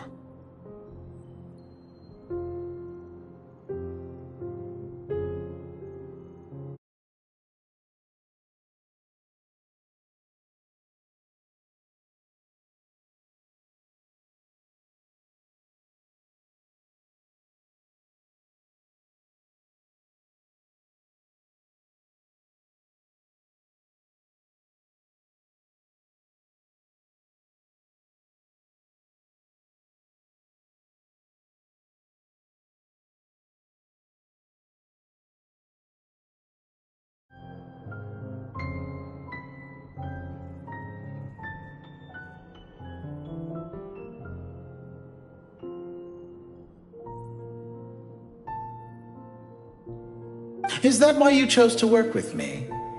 Which was it then? My insanity? Or my radicalism? Could I call myself a venture capitalist without a suitably ambitious plan to invest in? Yours happened to fit the bill quite perfectly. Well then, I must say, while I am surprised enough that you showed up at all, what surprises me more is that you chose to present yourself as my former subordinate. Why make things harder than they need to be? Exposing my true identity in a situation like this would only serve to destroy diplomatic relations between Snezhnaya and Sumeru. I daren't imagine the consequences. Showing up in the name of the original antagonist gives you the recognition you rightly deserve, while also being sensitive to Snezhnaya's predicament. It was an easy win. As for why I'm here, if you're suggesting that your credit is in the negative, I won't argue with that. Many people say that about you. I'd argue that a significant factor in your willingness to cooperate is the fact that you have but a few years of life left after my death. Living and dying together has a way of binding two parties together rather closely.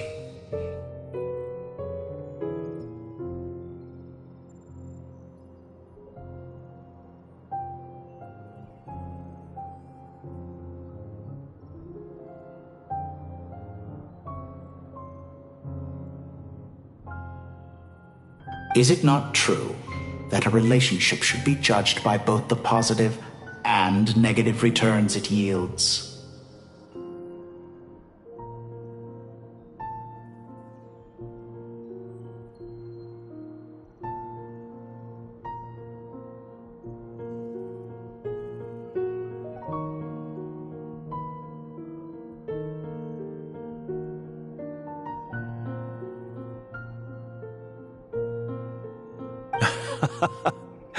So some of what I said actually made it into your head after all.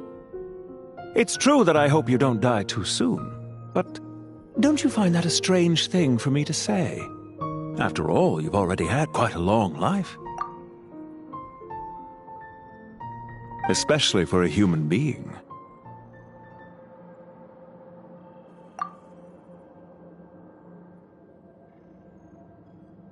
Let's not pretend that you're any more innocent than I am. Are we not the same in this regard? Is it really so greedy to want the world to operate by a new set of rules? Of course not, my dear friend. And as I've said before, you... I just hope there never comes a day when I have to work too hard to prove that. Regrader, sir. People have been spotted approaching Sumeru City. How strange. Despite your access to Irminsol's data, it appears the soldiers noticed before you did. They must have found a workaround. Well, Dottore, I trust you know what this means. The fact is... they're coming.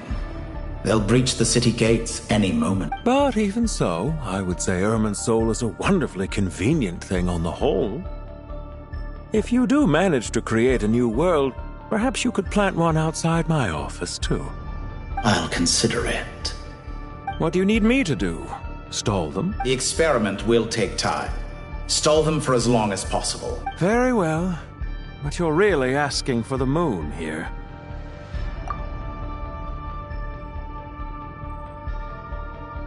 Have you heard this story? There was once a guilty man, kneeling in the center of a church while an angry mob outside waited to bring him to justice. He pleaded with the gods, begging them to grant him one final request, the chance to finish confessing his sins before he was sentenced. Many suns and moons passed, seasons changed, and still his confession continued, as if he intended to speak until the end of time. Are you suggesting I worship you as a god? Or were you hoping that I might confess my sins to you?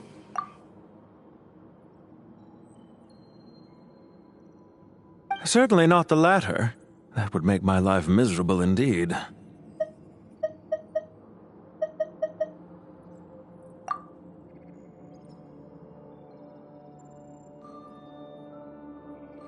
For someone who despises them so, you never seem to have any objections to me. At first, I thought you'd be furious. Concerned I would terminate our partnership, were you?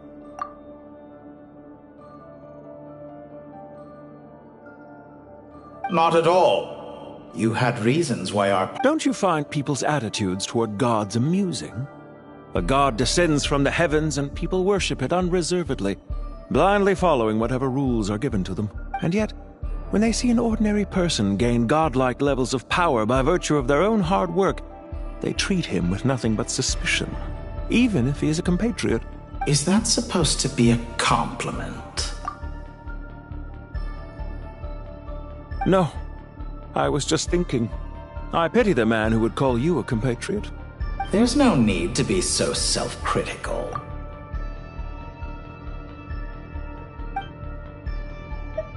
I know it's a little late in the day to be asking this. I'm flattered that you would take the time out of your busy schedule to consider my well-being, Doctor. The part of your soul that went to Nodcry caused quite a stir, sending our organization back to the drawing board on numerous fronts. It was quite a headache for everyone involved. Dear me. You certainly did. I had the rare honor of being summoned before the Tsaritsa with Pulcinella to answer for myself. A terrifying ordeal. Don't worry, I pulled through. At most, it's a public relations nightmare. I made sure of that. Now I'm curious. Oh, it was quite simple. I just pinned the blame on someone who wasn't there to defend himself. I could hardly be expected to defy the demands of someone as insistent as the Second Harbinger, now could I?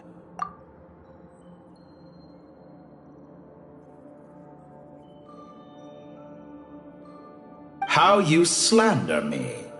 You know, there's no question that you are partly to blame for the ruin of... Do you have anything lined up for when this is all over?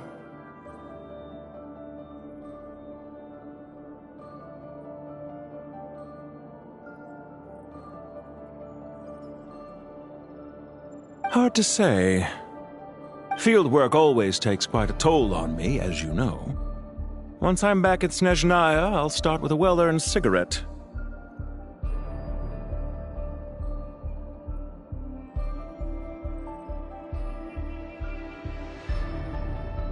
Why are you so eager to ruin your lungs after I went to the trouble of replacing them for you?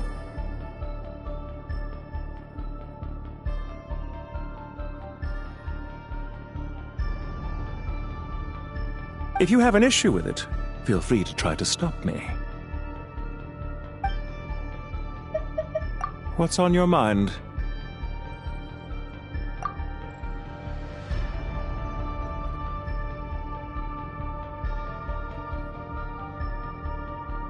The limits of humanity. It's a pity. Despite running countless calculations, I find there is simply no way to reduce any further the amount of one's soul required. It's rare to hear you admit to being unable to achieve something. I beg to differ. For instance, as I've told you before, the original me was prone to motion sickness. Ah, yes, of course. One of the reasons you often sent yourself out on errands.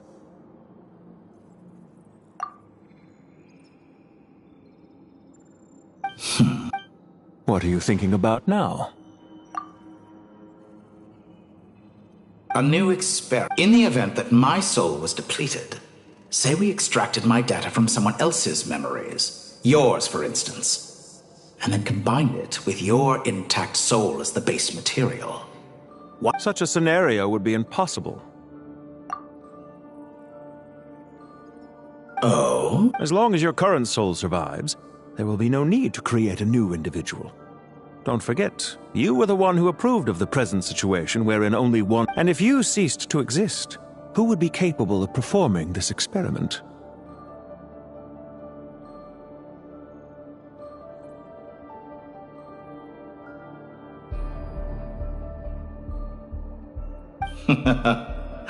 Since the day I met you, you've always excelled at talking your way out of a quandary.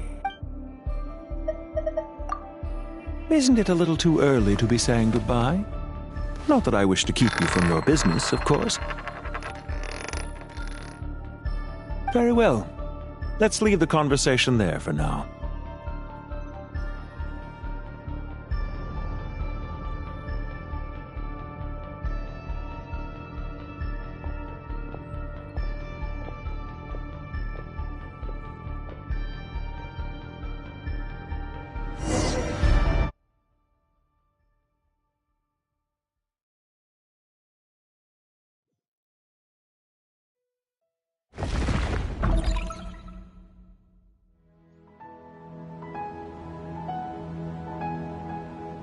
The power of King Deshret's 7 pillars is truly remarkable. With just a chessboard, you can move an entire unit across the material plane. Yeah, sets us up for a much easier fight. Really makes my day. The last time we stormed the city, it involved a lot more running around.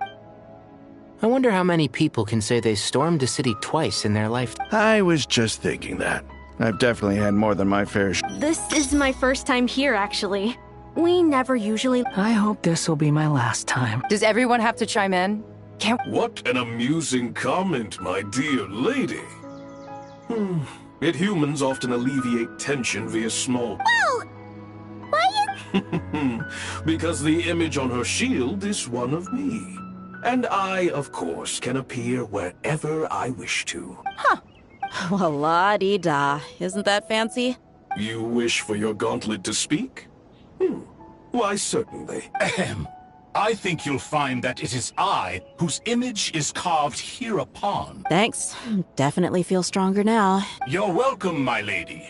I am glad to lend you my power. Sino, what's the situation? There are troops stationed at every entrance. As we expect. Everyone, stick to the plan. We'll take the main entrance. You head for the House of Dana's side door. Move out.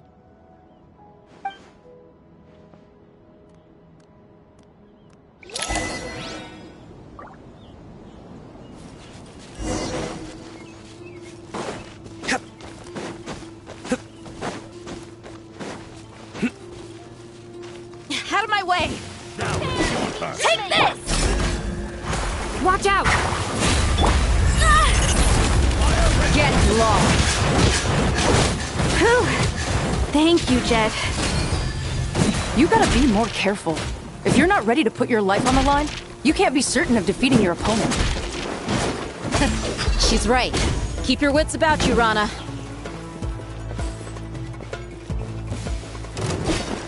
Pay your dues. Pin them down!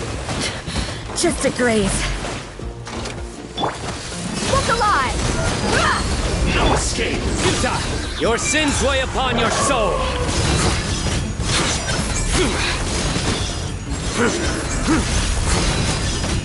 You can't run.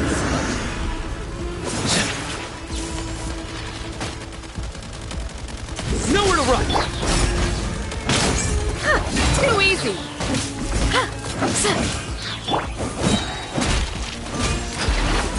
Take them out and secure the harbor. Reinforcements will arrive by water. Consider it done. Show no mercy!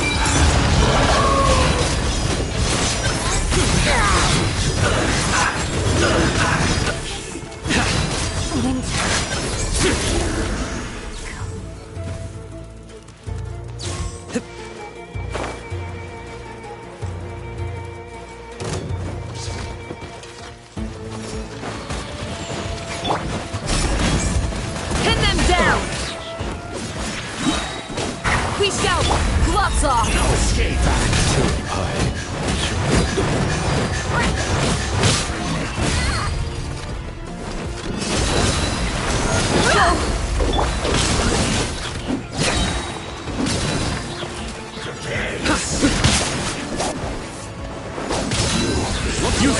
Your sins weigh upon your soul!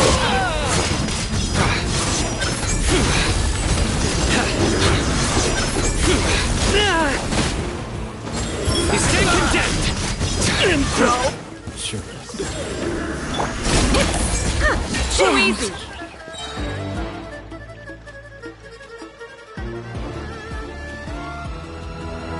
Waterway secured. Brothers! Sisters! Perfect. Just in time. Welcome. Once we've linked up, we'll get... The team has arrived at the north entrance, as planned. Good.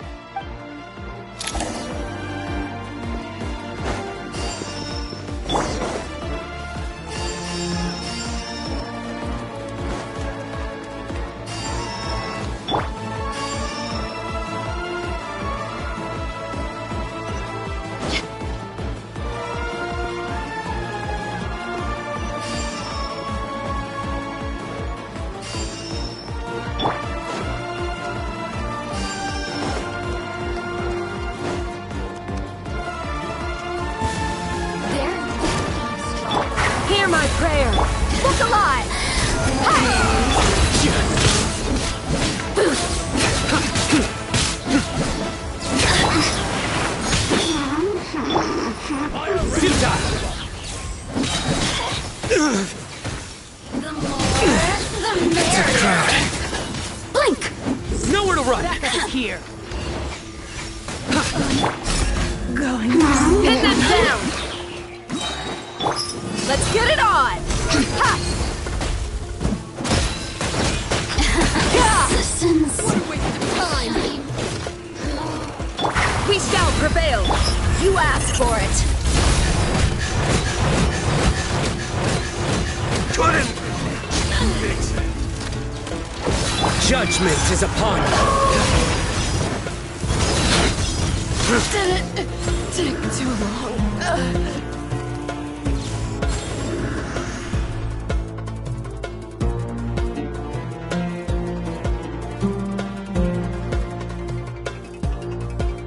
Look out!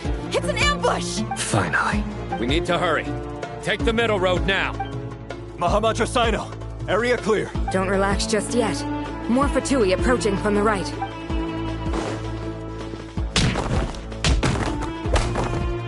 Irminsul cannot track our movements. If necessary, we can split up. Don't worry. We'll wipe them all out. As you can see, our people came raring to go. Good, good. How are things with the Traveler? Don't underestimate Tainari just because he's a... All right.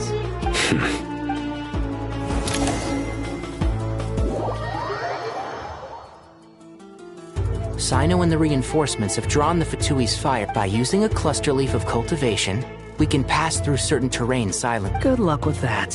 Huh? Ready? Ready.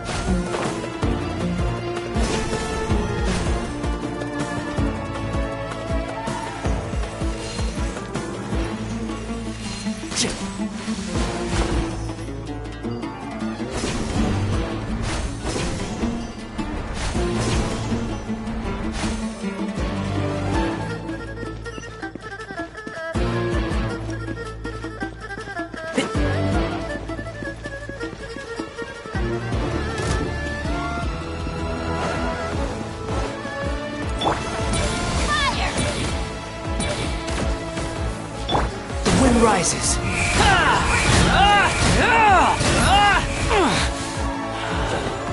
You're dead.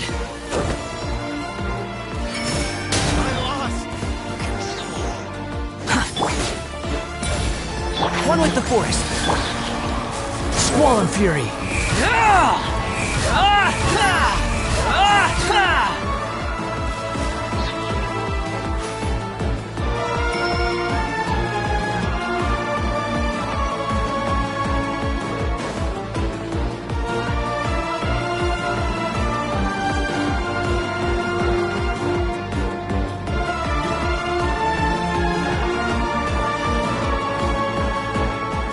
Fatui soldiers up ahead.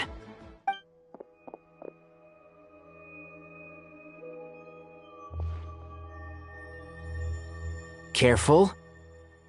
Prepare for battle. Hey!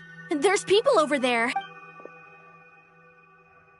You have some nerve showing your faces here in the center of Sumeru City.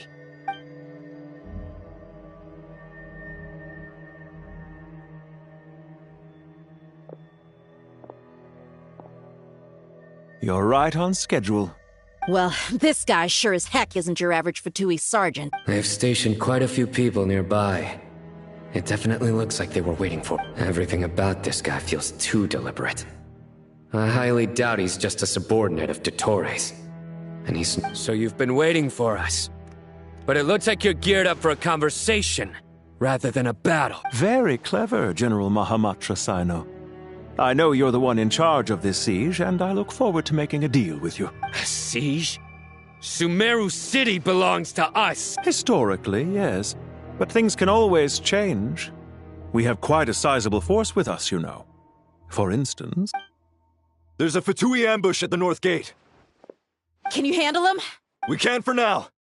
Yes, I'm quite sure both sides can hold their ground for the time being. The battle has not yet reached its climax, but what happens next? Do you enjoy watching bloodshed?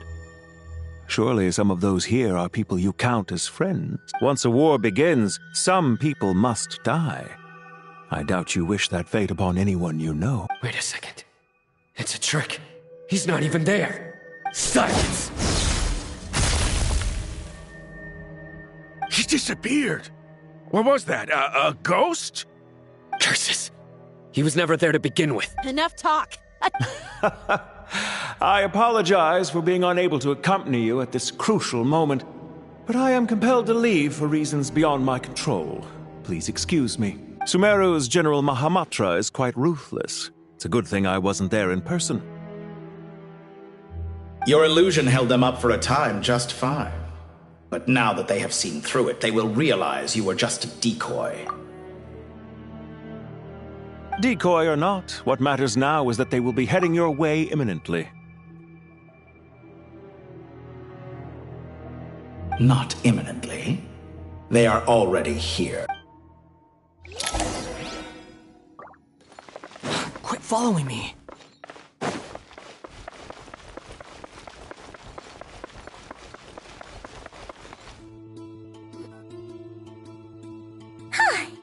This is far enough. Tainari. Are you sure you don't need... No need. Once the connection is established, we'll disappear from the sanctuary. All right. Goodbye for now, then.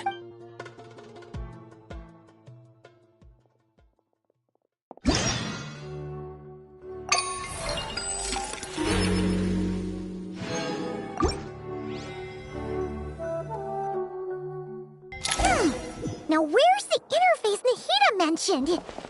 Come on! Where's it hiding? Found it. It's over here. We can connect to the inside of Irminsul through the Sanctuary of Surasthana's built-in security system. You should be pretty familiar with the Is it the same route as last time? For the most part. We don't need to adjust any of the parameters. Then I should be fine. And Paimon? What? Wait! The stakes are way higher this time, right? Maybe Paimon... Huh? Why are you staring at me like that? It's nothing. Hey, you've grown quite a lot yourself. Well, anyway, Paimon thinks she's pretty knowledgeable. Who's the best If we say Alhaitham's not a weirdo, it's hard to explain how he came up with the idea of you applying to the academia. But for all that he counts, you're doing so. She just goes to show how important it is to have someone supporting you. And Paimon's not the only... That's fair. I have learned a lot in Sumeru. Oh yeah. Did you ever come up with that ugly nickname you promised me? What? No way! We're friends now! Fine. Suit yourself. We need to go. Paimon, if you're staying... Will do. Paimon's gonna link up with Tainari and Sino.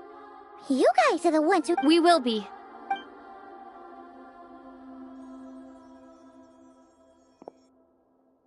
Initiating connection.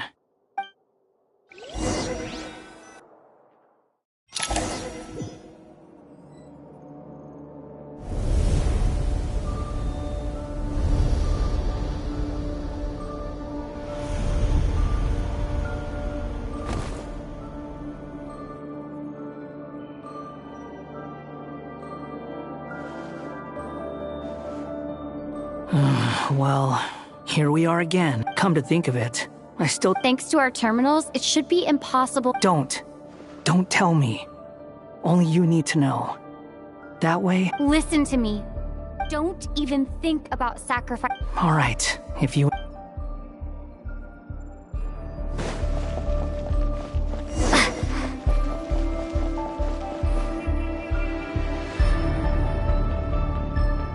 This place looks so different from how I remember. It's a complete mess. Must be Dottoro's doing. Either he's searching for some info... It's still changed. He has to know we've entered Irminsul. But luckily for us, be on your guard. The red parts have probably been corrupted by Dottoro's power. Don't touch them, or you might alert him.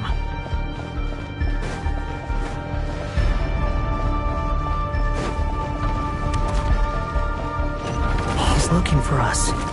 Tread carefully. That wall could be a problem.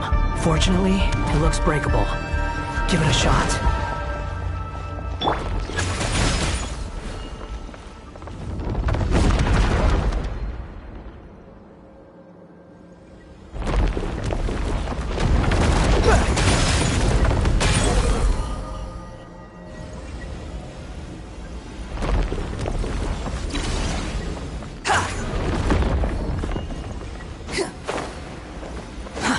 Too slow.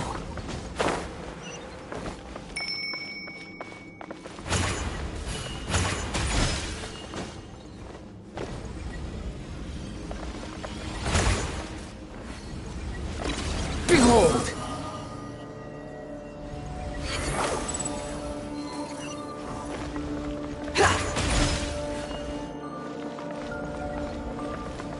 The wind rises.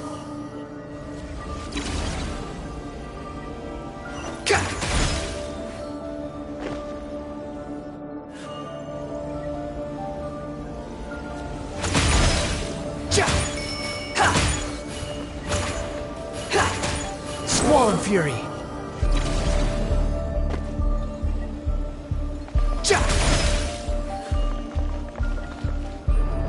The wind rises.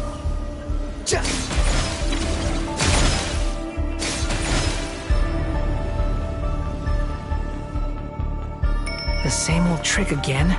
Are you kidding me? Let's handle it just like we did before. This cheap trick isn't gonna stop us. Oh no! It's... A trap! Is that why he was using the same trick over and over again? To get us to lower our guard?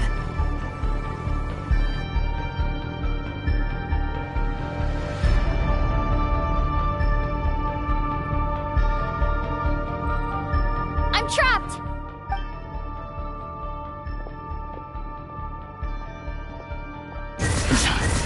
Why won't this thing budge? Hello? Hello? Nicole? Yes, it's me. I'm monitoring your progress from inside the Eternal Oasis, and I have to say, this terminal is simply marvelous. It makes tracking you so much easier. I couldn't see anything at first, but now that you two are inside, I can use your location with support from the terminals to get a partial view of the situation inside Ermin's. It's not the clearest image, but it's better than not being able to help at all. So, here I am. I can't intervene directly, but I can help to guide you out of the jam you're currently in. So please, just follow my lead. Dottore in his current form is a blight upon both Irminsul and the ley lines. Pay attention to your surroundings. There must be sources of his contamination nearby. The corrupted information is his means of... Is that one of them? Precisely. Take it out. Good work. But we're not done yet. Stay close, and let's see if we can find any others like it nearby.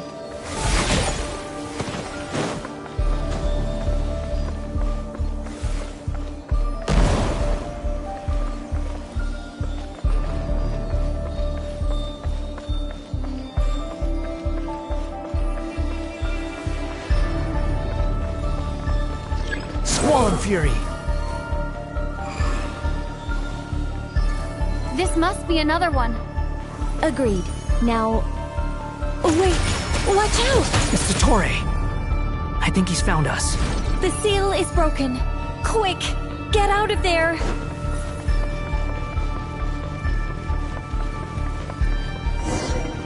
And where exactly do you think you can run to? Wait, what is that? Pursuers. That's gotta be it. Run! Don't let that thing touch you. Dodge that attack!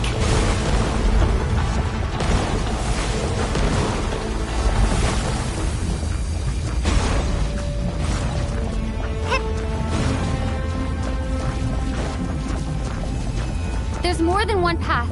Which way do we go? To the left. Trust me.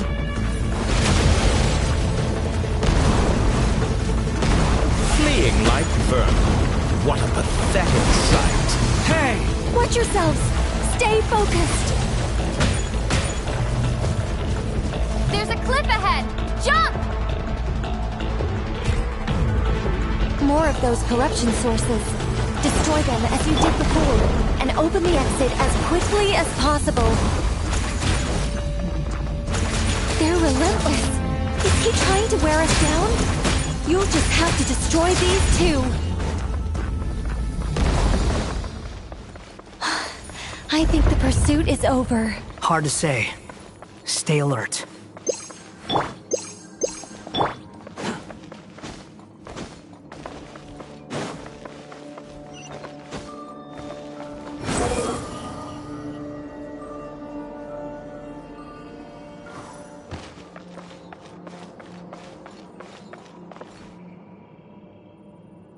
Whew.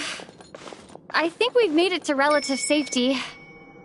Phew, good. You doing okay? I'll be fine. Don't take a short rest. And then, Nicole? The connection's been cut. But that means... Look at you supporting one another. How very touching.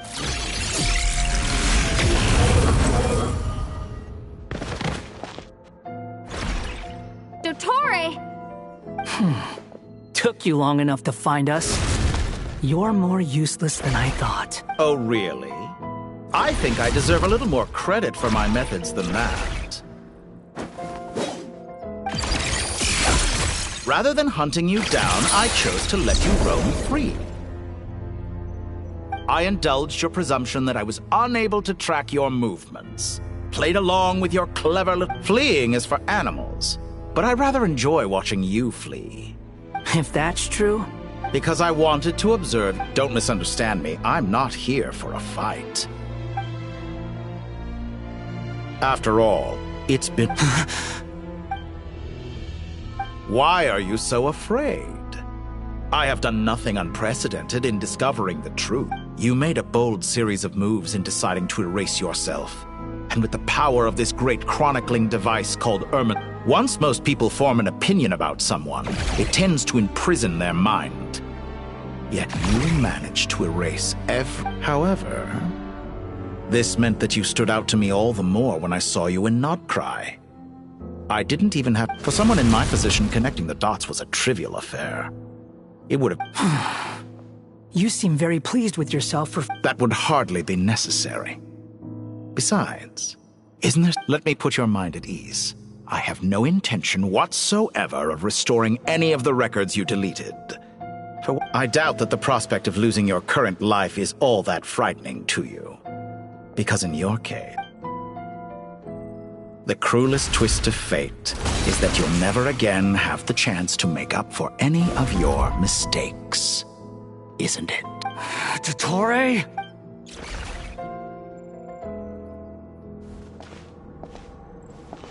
All here shall bend to my will. That's far enough. Behold.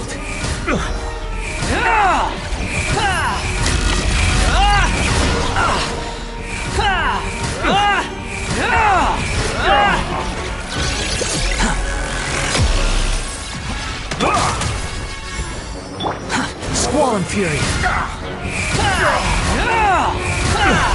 I'm afraid you'll need to do better than that to take me down. I expected you to have grown stronger. Ah, how foolish of me. I forgot that you lack any means to increase your power. You will pay for everything you've done! Oh, will I now?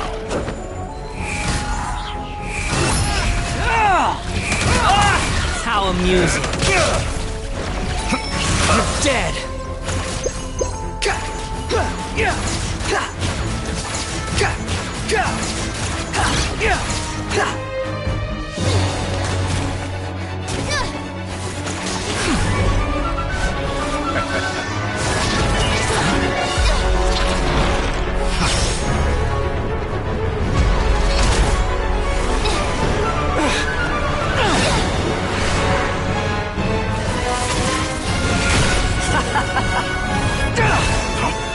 Does the prospect of death amuse you?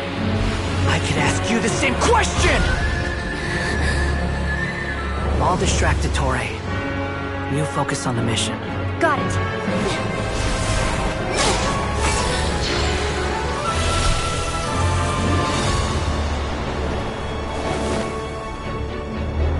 For the hopes and dreams of the masses. Open the secret door on this enchanting night. May wisdom's light eradicate ignorance and darkness, and hereby fulfill our ancient vow. Commence data extraction.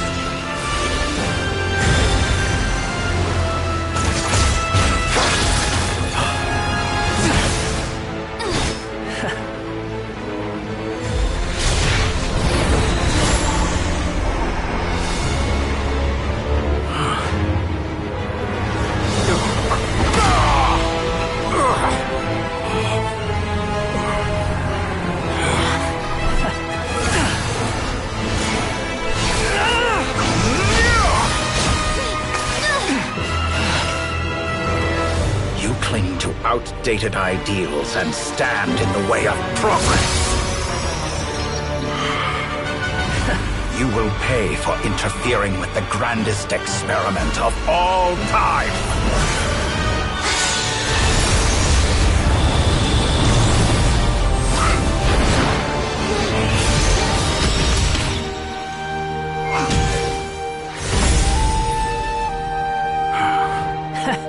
Good timing.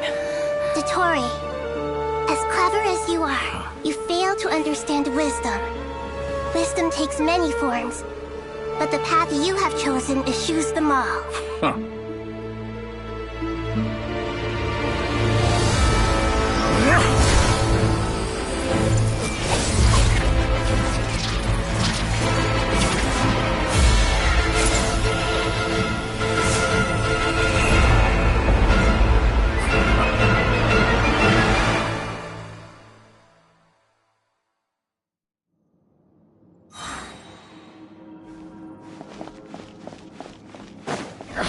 My strength is fading!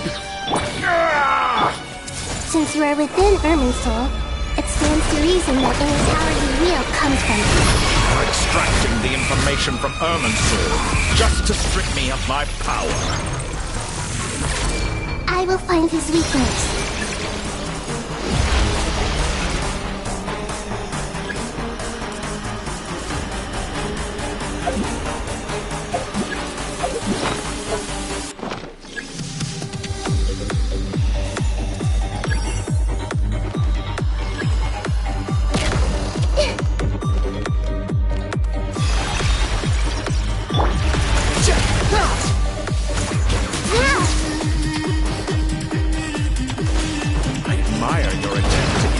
A new variable, but it's nowhere near enough. A little buzzing fly. Behold! A petty trick.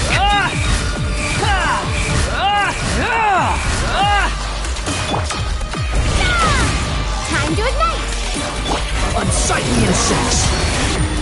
Everyone hold hands!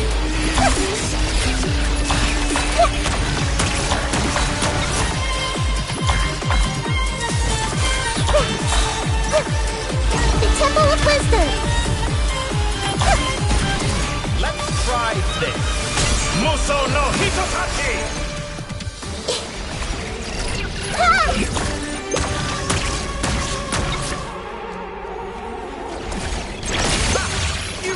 They're so close. Just hold on a little longer. I'll hold him off. Traveler, Hat Guy, the rest is up to you. We certainly have a knack for surprising each other, don't we? I'm just getting started.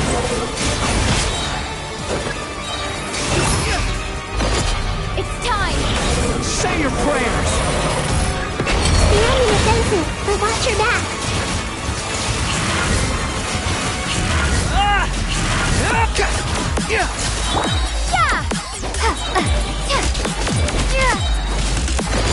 It's time! Say your prayers!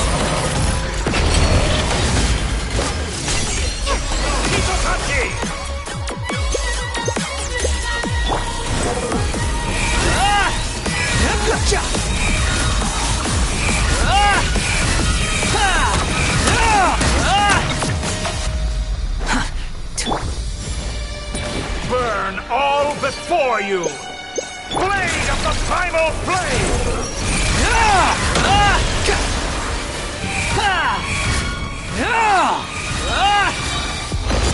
It's time! Say your prayers!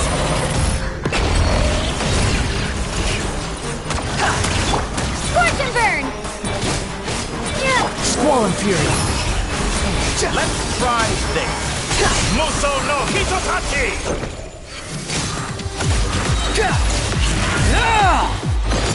It's time! Say your prayers! Behold! Burn all before you! Blade of the primal flame!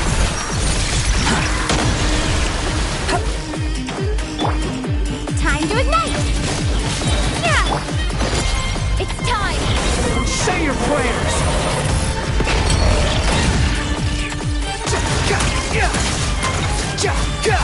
Squall and fury!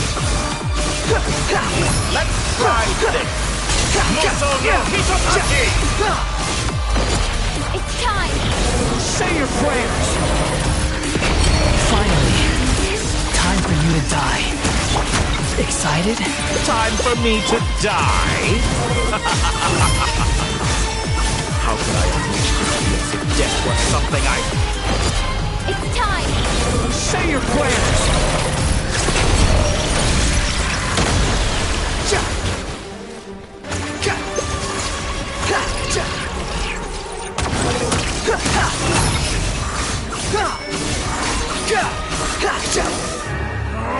That's enough!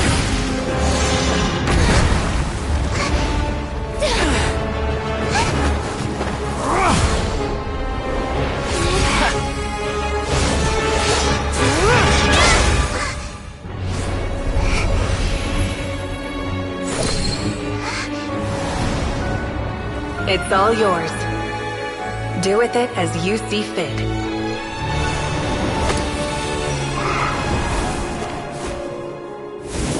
Just as you say, this world is home to some archaic things. And as you suppose, you are a formidable opponent. You have long coveted the secrets of wisdom. So now, I will demonstrate true wisdom in action. I invoke my supreme authority as the keeper of Irminsul. Commend me or condemn me. But give your verdict now!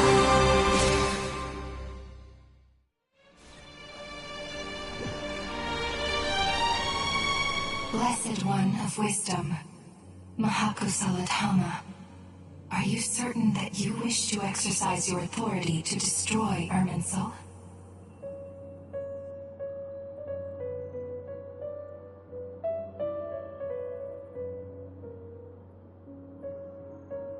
It represents both your roots and your finest accomplishments. You truly intend to abandon the very thing you have always fought for? This is my decision. Irminsul has been corrupted beyond redemption. Irminsul is the original tree of Teyvat. It is the means by which the heavenly principles maintains fate itself.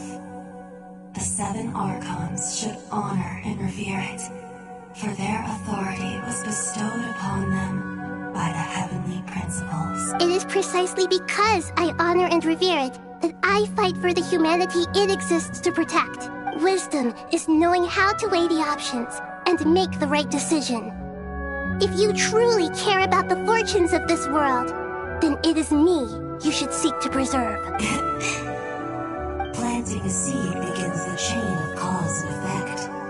Since you have become a great tree yourself, why should the loss of another tree be anything to fear? Till we meet again, Lord of Dendro.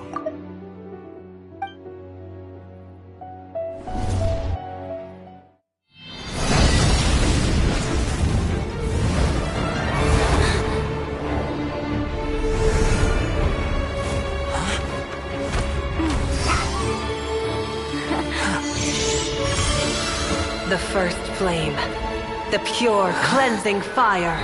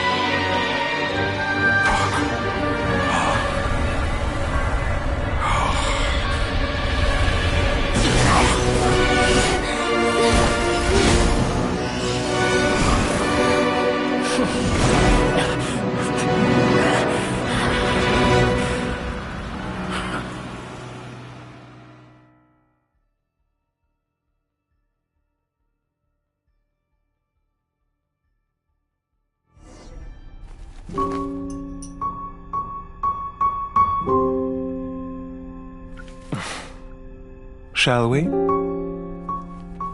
Where were we? I was suggesting that you needn't perform when signing a contract. You're only sitting here because your bank demanded an evaluation of the trustee. So you told a story about a young scholar from a merchant family in Sumeru?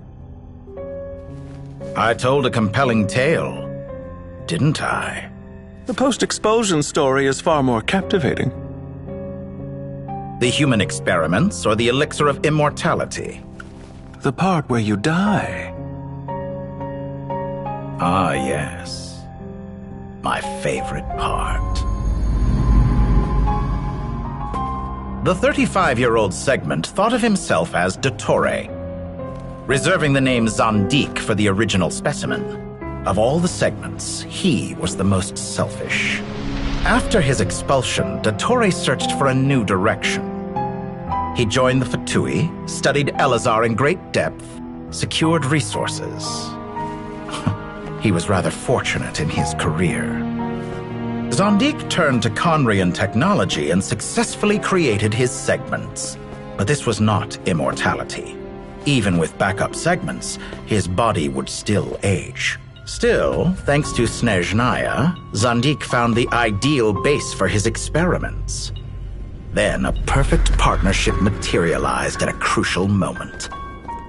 The year that both parties realized they needed more time. Fortunately, Zandik succeeded. In a miraculous turn of events, he gained the extra time he needed. I seem to recall it differently. All right, it's true. No matter how much elixir he took, Zandik remained human and continued to age. Then, on the morning he turned 85... Help me up! Call for help! Surely he would be rescued, Zandik thought. But to his surprise, no one helped him. Zandik was too selfish for that. Don't forget, you're one of us. Yes, and we're all waiting.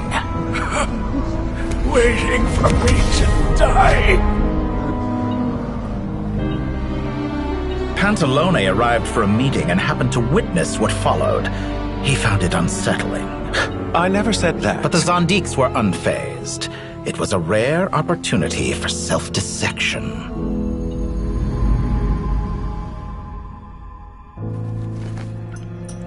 What does all that have to do with you depositing your data at Northland Bank? It has made me cherish my time in this world all the more. Fair enough. So you do have a sense of self-preservation.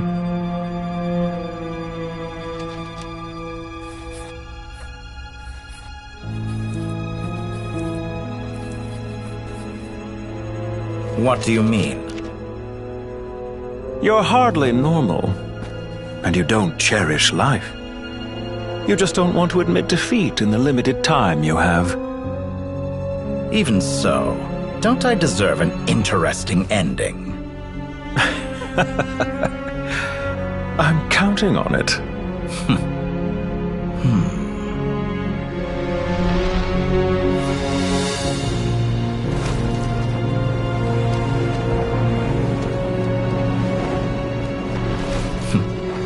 If nothing else, I expect my funeral will be a grand affair indeed.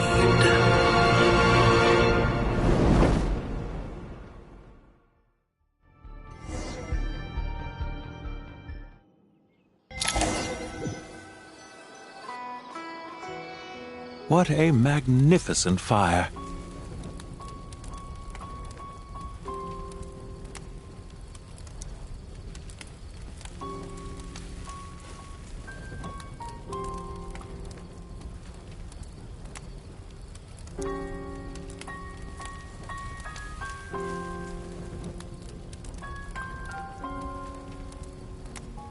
In Snezhnaya, we light fires to ward off the cold. Fire, it seems, is antithetical to ideas such as cold, frozen, and unchanging. Perhaps it has always been that way. From the beginning, fire has been used to drive away wild beasts and warm the body and mind. You could say it's a form of treatment. Mortal fear. Something you haven't been acquainted with in a long time, by the sounds of it. Whereas you, I'm sure, must know the feeling quite well indeed. I remember when we first discussed the elixir of it. You fear the prospect of dying a wreck. Of course I do. I'm only human, after all. And while you may have forgotten it, you cannot deny that you too were once human, Dottore. I do not believe that there is no such fear in your heart. Perhaps you are right. But I abandoned it long ago and devoted myself to my... From the very beginning, I never thought you could win this game. But still you came. Contract in hand. Because I am a reputable partner. And as we have discussed, experiments are about more than results alone. The process is equally important. I have come here and completed my creation. I'm afraid your journey ends here. After I die, there will be no one to make the elixir of immortality, and your remaining stock will only last a few more years. How then will you prove? When I feel optimistic about market environments, I never forcibly adjust them. They have their own direction. And I myself am one such environment. I have been quite particular about many things in my life. But where the manner of my death is concerned, I choose not to be. You make yourself sound so magnetic. Oh, but I am. And I hope you will be too. It may have been a long time since anyone told you this, Dottore, but I recognize that you are a truly rare talent. Ha! I can see it. The experiment in blasphemy that I've been performing, it has been a long process. If the very goal of your experiment was to explore infinite possibilities, then there was never any reason for it to end. Indeed. Yet now, the experiment has officially drawn to a close. What should I call you? Zandik? Or do you prefer Dottore? Suit yourself. Goodbye, Feofan. This time, that's what it truly is. And don't I know it? Goodbye, Zandik.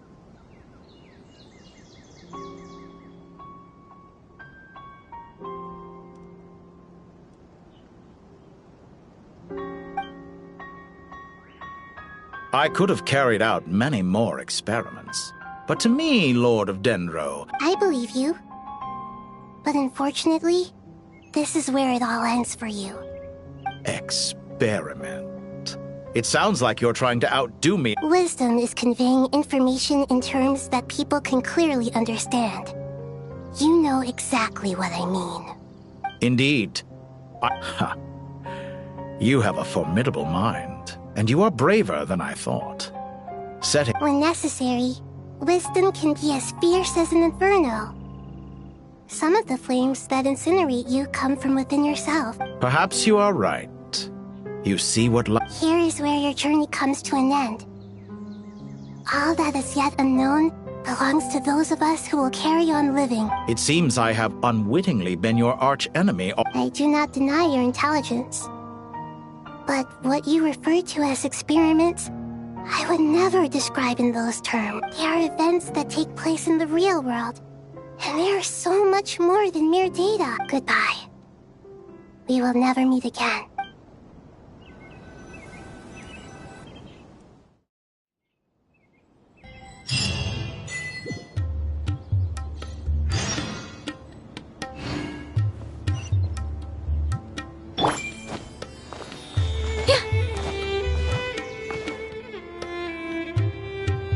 Well, that's the last of them. Everyone on the list is already back where they should be. It was a long, hard road, but we finally finished escorting everyone back. I just pray that we'll never need to leave again. I hope we can stay here forever in this peaceful paradise of our own choosing. Paradise. In the annals of the Temple of Silence, that word carries... I wouldn't think gods need such a place. People always think they're the only ones who can lose their homes.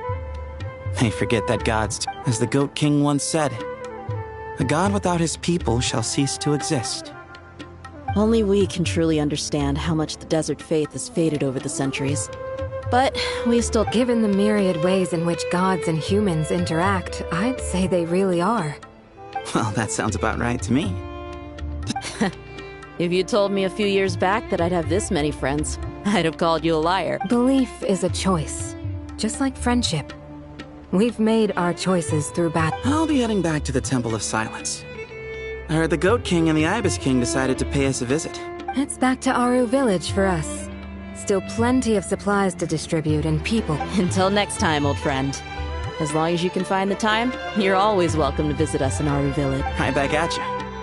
Make sure to drop by the Temple of Silence the next time you're free. Where it is that 2 of the other 7 pillars, Chesapeake and Bennu, might also be dropping by. Since you're wearing the symbols of their power, it'd only be fitting if you came to see them for yourselves. Dropping by? That makes it sound like they're visiting a neighbor's home. Well, the temple was founded by Hermanubis, so I guess to them, that's exactly what it is. Guess that's true. All right. We'll make sure to find time to stop by. I will.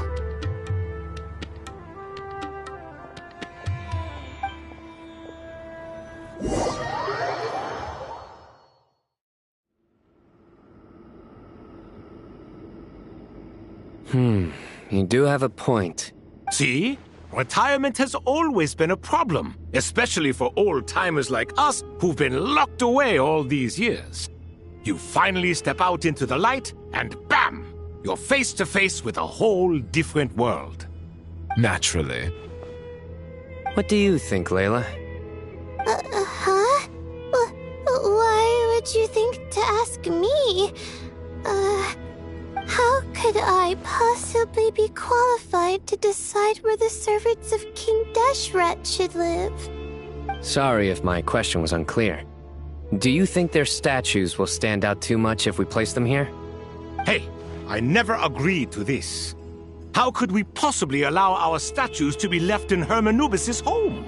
That would be like breaking into someone's house, then pretending it belonged to you in the first place. Different beliefs can coexist. We still need to respect one another. By which you mean, you two plan to stay at the Temple of Silence, for a while at least, but you have no intention of relocating your statues here. So, you see this as sort of a family visit? Is that correct? Family.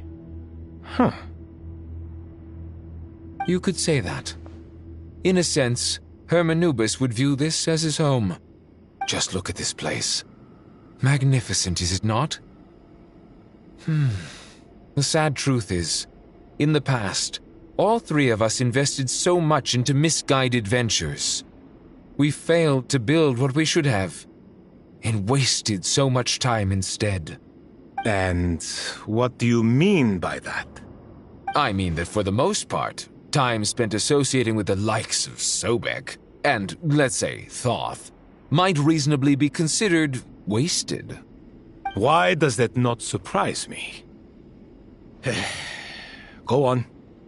Anyway, given how much time we'll all be spending together, I'd say that the bonds we built will end up proving to have been a sound investment. Once Sethos, the current leader of the Temple of Silence, returns, you can discuss the matter of staying here with him. But judging by the expressions of everyone here, I imagine you'll receive a very warm welcome. This sacred ground houses untold knowledge, after all. What better place for the servants of King Deshret to appear in the mortal world? How about we share a meal together first? I imagine it's been many years since you last tasted fresh food. Oh, that sounds wonderful! After so many hundreds of years, I can only surmise that desert cuisine has become a lot more varied. Are we having a get-together? If you'd like, I can help prepare some food. After all, Lord Thoth, you helped me so much in the desert, and I still haven't properly thanked you. Oh, my, that would be wonderful. I'm touched that you still remember. How the times have changed. To the people of today, it seems the Ibis King has become a kind and passionate god. And you, Mr. Herreshoff? What kind of god do you wish to be? To be honest, I haven't given it much thought. How about you, Dendro Archon? Do you have any hopes for your future? Me? I'm very happy with my current life. Forgive my bluntness, but you do not seem to derive your authority from majesty and might, like Lord Al-Ahmar. Clearly your approach has its advantages, but also its dangers, don't you think? I do, but projecting a majestic front doesn't really suit me. Besides, my relationship with others isn't simply one of a god and her people. Not putting on airs might earn you more adoration. Exactly. Besides, I really like parties where everyone brings their own food and we all come together to share. You should join us. I'm sure you'll find it fun. Last time when we got together for a picnic near the Avidia Forest, it was quite the occasion. Seeing as you're already here, how about we hold the next one in the desert? Can we do that? Wouldn't Tainari have to transport a ton of drinking water? Don't worry, I can help out. Layla, would you like to join us next time? Me? Sure. The more the merrier. That way we... Don't take this the wrong way. I just think you should know. When it comes to passing the time, chess is more our thing. In that... If I were to compete against you, I can't say with certainty I'd win, but I certainly wouldn't mind giving it a shot. Where's Sobek? I'm sure he'd be good for a few rounds. Cards, cards, cards! I'll always prefer chess. I wonder what variant of chess we're talking here. Mr. Thoth, is there some sort of astrological significance to this game? Oh, I'm glad you brought that up. As long as the leader of the Temple of Silence agrees, we can search Hermanubis' place for books to teach you how to play.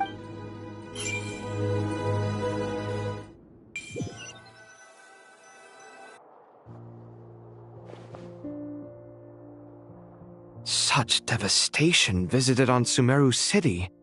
So many houses destroyed or damaged in the fighting. Who could have foreseen this? Look at all of this. It's going to take me forever to tidy up. I suppose living below the academia doesn't always work out to your advantage. I would have thought a little appreciation of my sincerity and effort in helping to clean up this mess might be in order. Helping? Effort? This is your house! Of course you should be putting in the effort! If anything, I'm the one who's helping! So you see yourself as just a helper in this situation. I must admit, I'm rather shocked. If you're trying to say that since I live here too, I have an obligation to tidy up, fine, I suppose I do. Wait a second, stop changing the subject! Nevertheless, in the wake of a great storm, a missing roof is a predictable inconvenience. Can you stop making it seem like I care more about this house than you do? Doesn't it upset you at all to see your home in this state? I won't pretend it's ideal, but that's no reason to be upset. This is the roof over your head, your shelter from the cold. The furniture is scattered, the paintings have fallen off the walls, the windows are shattered. Don't you feel even a little disheartened? The way I see it, these problems are easily solved. Ugh, this is precisely why I hate talking to you about sentimental things. It's like banging my head against a wall. You simply don't understand just how much work goes into making a proper... It sounds like this is causing you a lot of anguish. You mean the house or the paintings? I mean your sentimentality. Oh, well, yes. But I'd rather not dwell on such things right now. Generally speaking, when anguish becomes the norm, people usually make an attempt to improve their situation. But there are so many people and things in life that are difficult to change. It's not like you can force them. Besides, anguish can be a source of inspiration. And I'm not sure I could break my reliance on it. I'm glad you're able to make yourself think like that. What kind of a response is that? I was stating a profound truth about the very nature of art. Suffering is the cradle of all creation. Even you can't deny that. And I wasn't trying to. I'm just happy for you. Pure and simple. Can't you tell? Happy about what? Happy that you can always find an answer that backs up your views. You... More often than not, life is a process of running into problems and then searching for answers. Yours more than most. Not everyone's so good at justifying things to themselves. It's something that you've been steadily mastering. Huh. What about you, then? What skills have you been mastering lately? Pass me that box. Huh? Okay. You may consider this my progress on the path to mastery. What? Wait a second. Isn't that box mine? Hey, it is! It must have fallen off that shelf! I'll hate them! Those are my paints and inks! Would you like me to put it in your bedroom for you? Huh? I mean, sure, if you don't mind. What kind of progress is this? Does he think he can bribe me? Not that giving me back my own things is much of a bribe. These books on the floor, they're a complete mess. And this one, didn't he say it was an out-of-print collectible? It's completely covered in dust, and some of its pages have even fallen out. Ugh, guess I should help him repair it. This one too. And this one.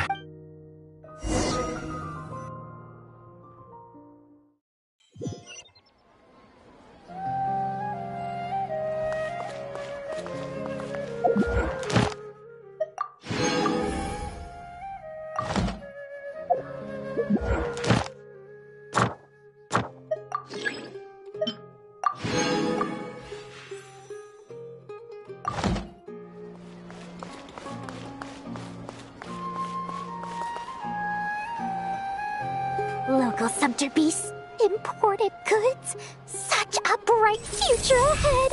I can picture the Mora just rolling in.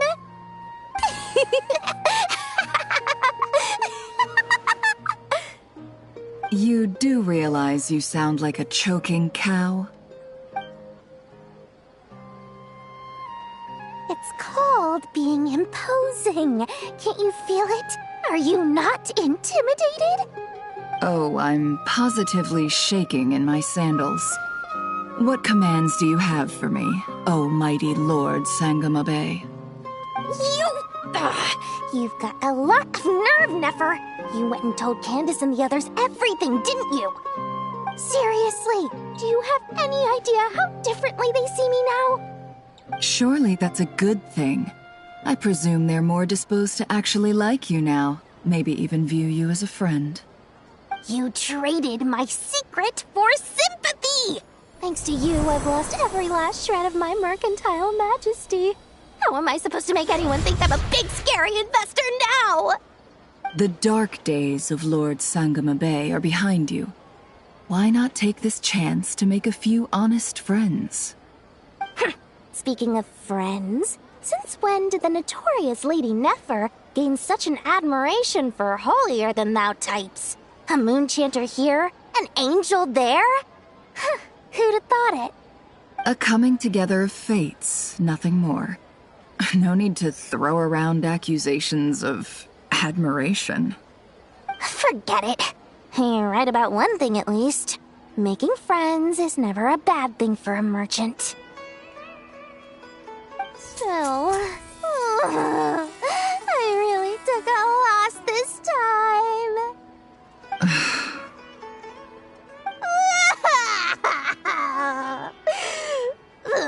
What are you looking at? I'm trying to see if you're really crying or if those are just crocodile tears. A little birdie told me that when Lord Sangamabe makes money, the tears flow from the center of her eyes. But when she loses it, they flow from the corners. Which is it this time? Ugh, you are so annoying. I'm not talking to you anymore.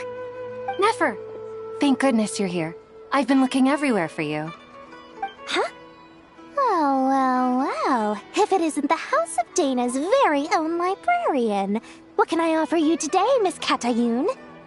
Oh, no. I'm not here to buy. I'm here to bring Lady Nefer a book, and a fascinating one at that. We agreed to meet at the entrance to the mausoleum of King Deshret. One more thing. I bought this copy with my own money. It's not borrowed.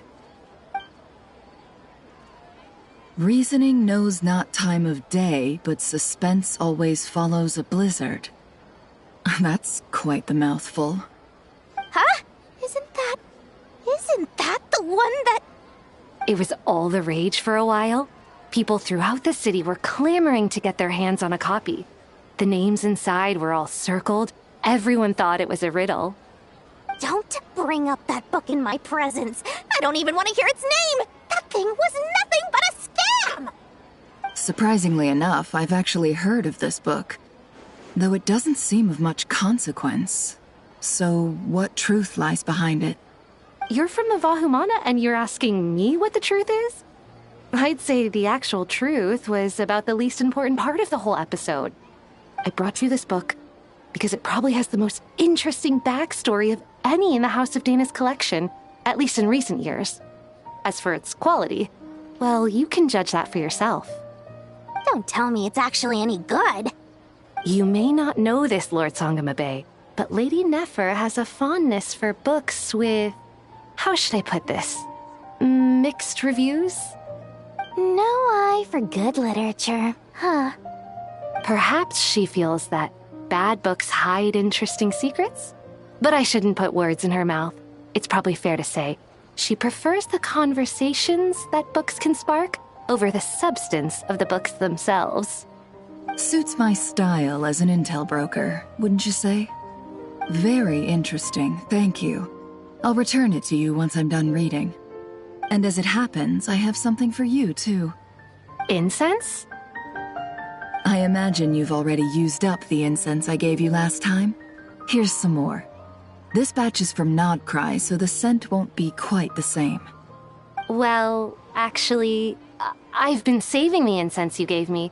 I couldn't bring myself to waste it without a special occasion. But I'll gladly accept this, too. And I promise I'll use it this time. Katayun, you haven't changed a bit.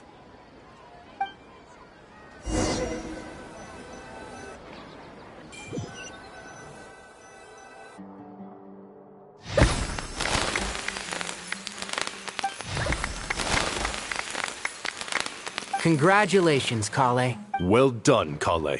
After studying for so long, you've finally become a full-fledged ranger. Sure hasn't been easy for you, huh? This really is fantastic news. All grown up. No longer a trainee, but an official forest ranger. Oh, the next step is to secure tenure in the academia. Thanks, everyone. It's true. I'm an official forest ranger now. Master Tainari, thank you for your guidance and support. I wish Mr. Sino were here so I could thank him too. Sino had a matter to attend to at the Temple of Silence. I don't imagine he'll be back for some time. But don't worry, we can celebrate together once he's finished. I'm afraid the party will have to wait. Kale still has some matters to attend to first. Kale? Is everything all right? No, it's not what you think. There's nothing wrong with my health. I just have a few things I need to deal with. I've made plans with the Traveler and Paimon to visit Mondstadt. Master Tainari and Mr. Sino will be accompanying us too. Well, that's a relief. Let's get together when everyone's back. I'm sure you'll be doing even better by then. Of course. I have a feeling you're right.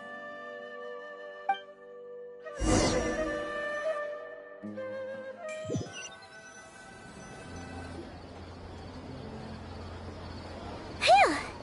After all that catching up on sleep and food, Paimon's feeling full of vim and vigor again.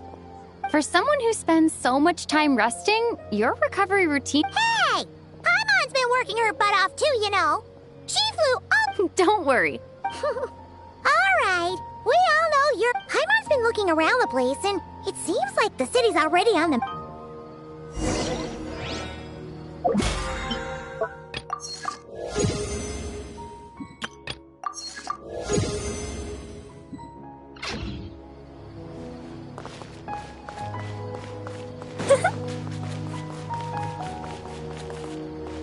Ad Astra app. Thank you for complete.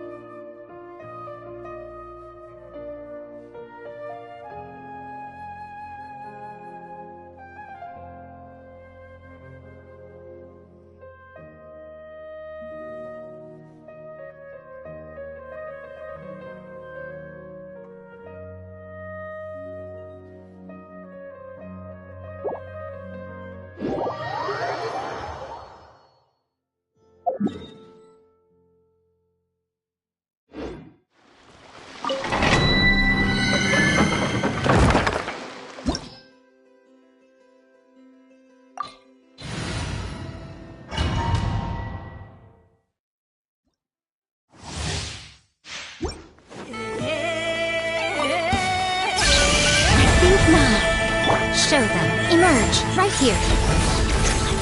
Let my name echo in song! Bow your head.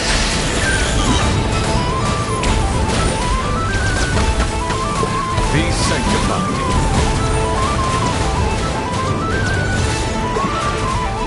Emerge, right now, right here. I live within you. Such defiance.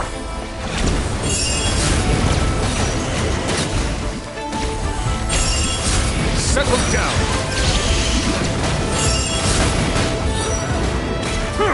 Let the world collide! Come on out. Bow your head. Let the mighty be humbled.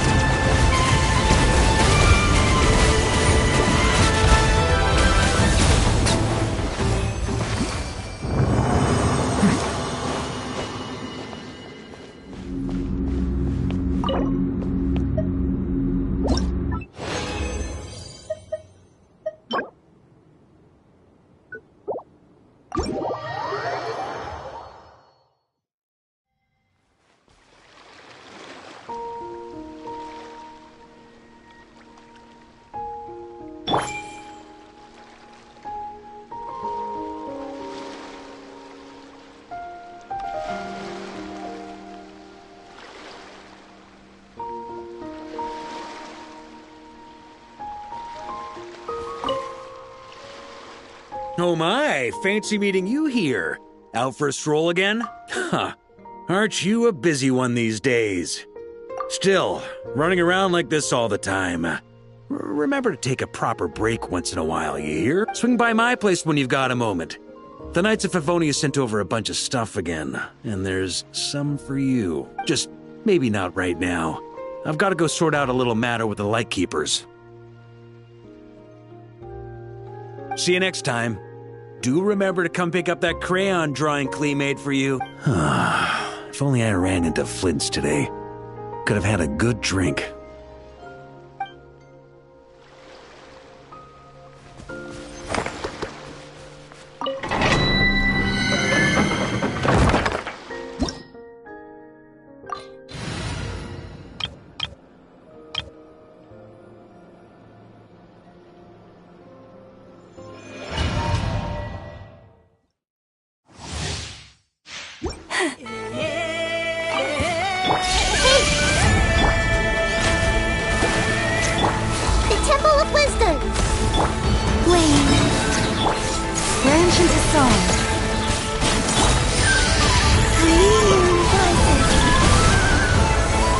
With one heart, we pray.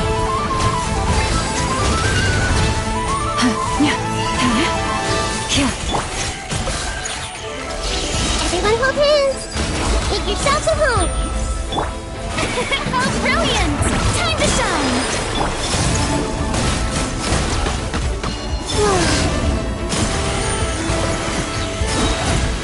A moonlit night for all.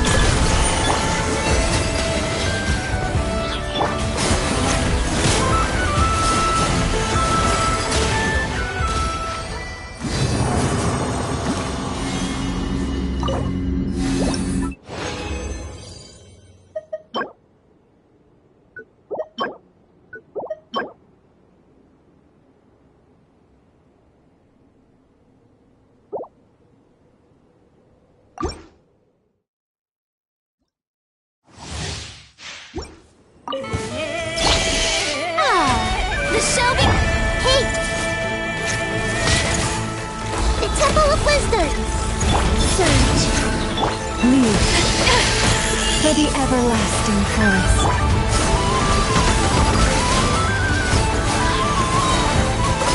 Three moons converge. Everyone hold hands. Share my knowledge. Let the world collide! Lush as the moonlight.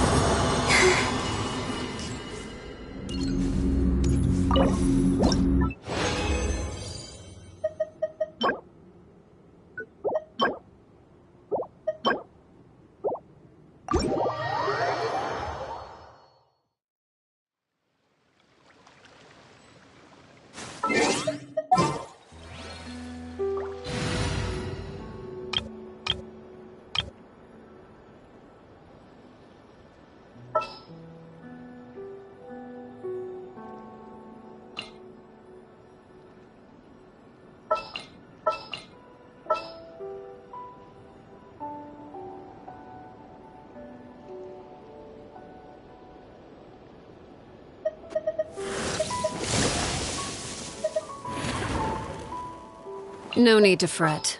I shall handle this. The pleasure is all mine.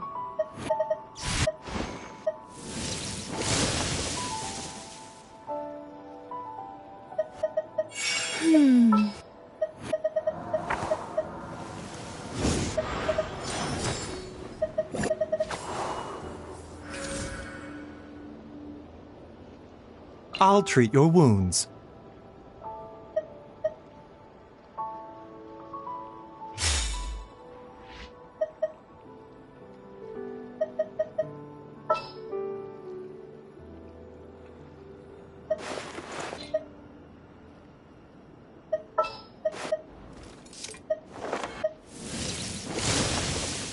Stay close and you will live.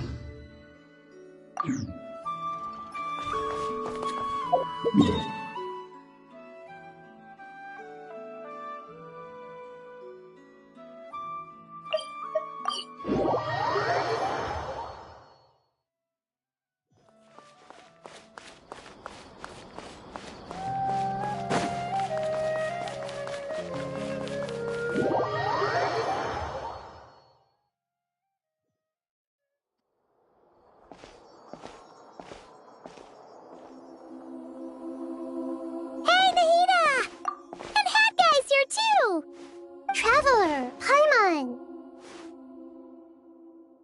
What's going on here? Nothing much.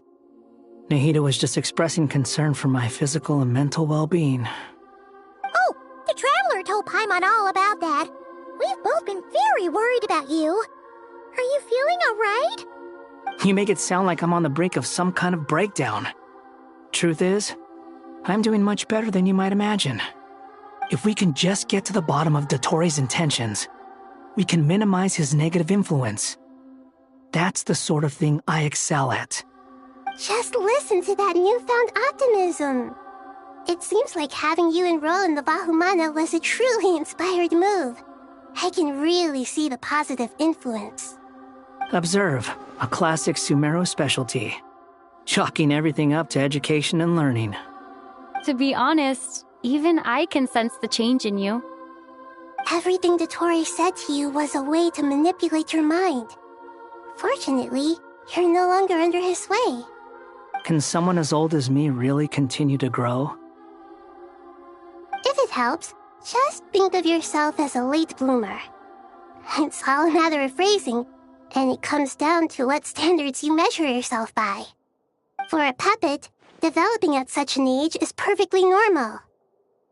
But if you choose to call yourself a late bloomer, it sounds more like You consider yourself human. However you see yourself. Well done. All right. I see what you mean. Anyway, what's your next step? What else can I do but complete my current courses? Everything else can wait. Anyway, that's enough chit-chat. There are still things in the city I need to help out with.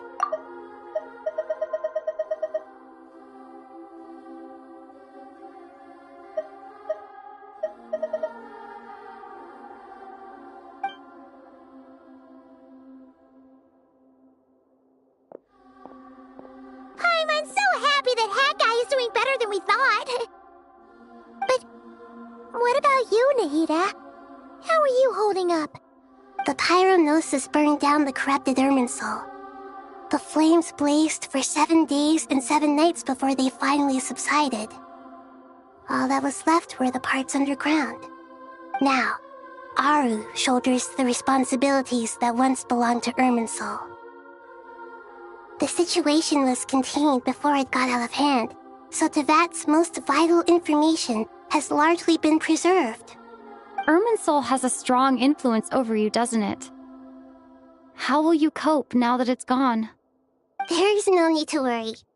Thanks to Nicole's extraordinary talents, my connection to Irminsul has been severed and transposed onto Aru. Angels can do things like that? They can. Such abilities are precisely what makes them so powerful. The goddess of flowers, Nabu Malikata, once claimed that she too could perform feats beyond the reach of mere mortals. In my eyes, much of what she went on to achieve reached such transcendent levels. Her and Nicole really are both fascinating and magnificent. So, does that mean your situation is stable now? Correct. Just imagine that Aru has become the new Irminsul, and the essence of my existence has been bound to it. The wisdom of Sumeru has ultimately converged into a single, unified entity. Should we ascribe this all to fate, or is it merely fortune? Whatever it is, the important thing is that you're okay, Nahida. Dendro Archon, Lesser Lord Kusanali. Oh, thank goodness you're here. Greetings, Traveler and Paimon. Sir Nevis, do you have something urgent to say? Yes, there's something I need to report. We've received a message from Snezhnaya.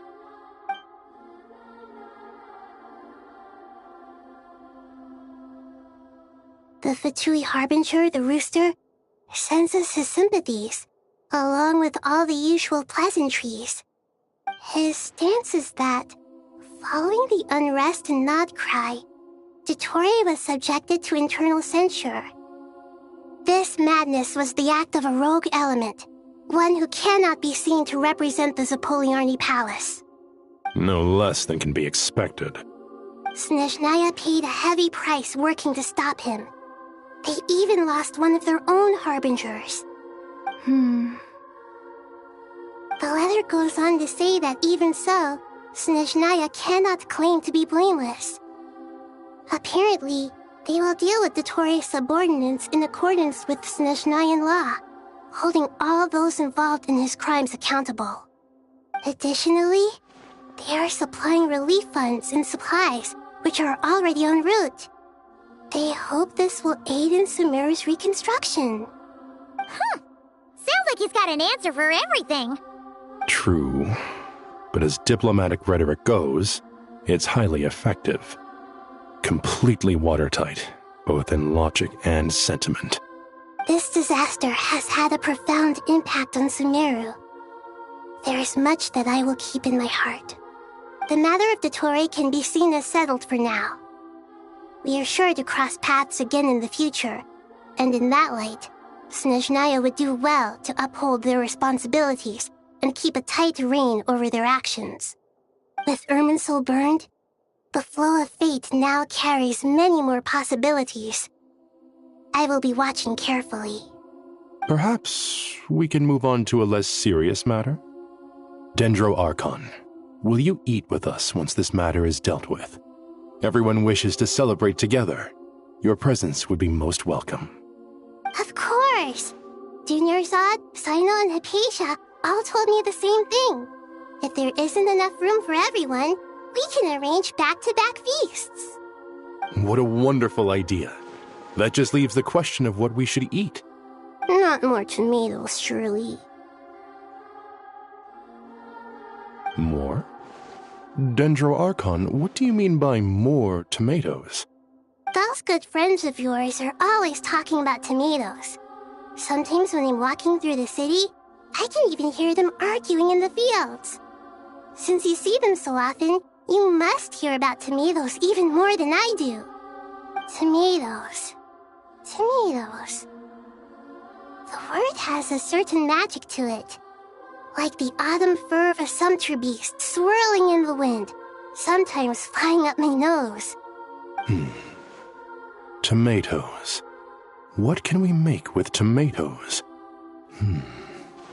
Wait, why tomatoes? Take your time, there's no need to rush. The Traveler, Paimon, and I still have somewhere we need to visit. You'll have plenty of time to think it over before I return. Does this mean you're going to Natlan? Meeting them there in person. It will require a long journey. I know. But this is necessary. I must go myself. Traveler, Paimon, we'll set off as soon as you're ready. Is that all right? Sure. We'll be ready whenever you are. You'll hear no objections from Paimon. We should grab some snacks along the way, though. It'll be just like going on a long holiday. Wonderful. I'm looking forward to this so much.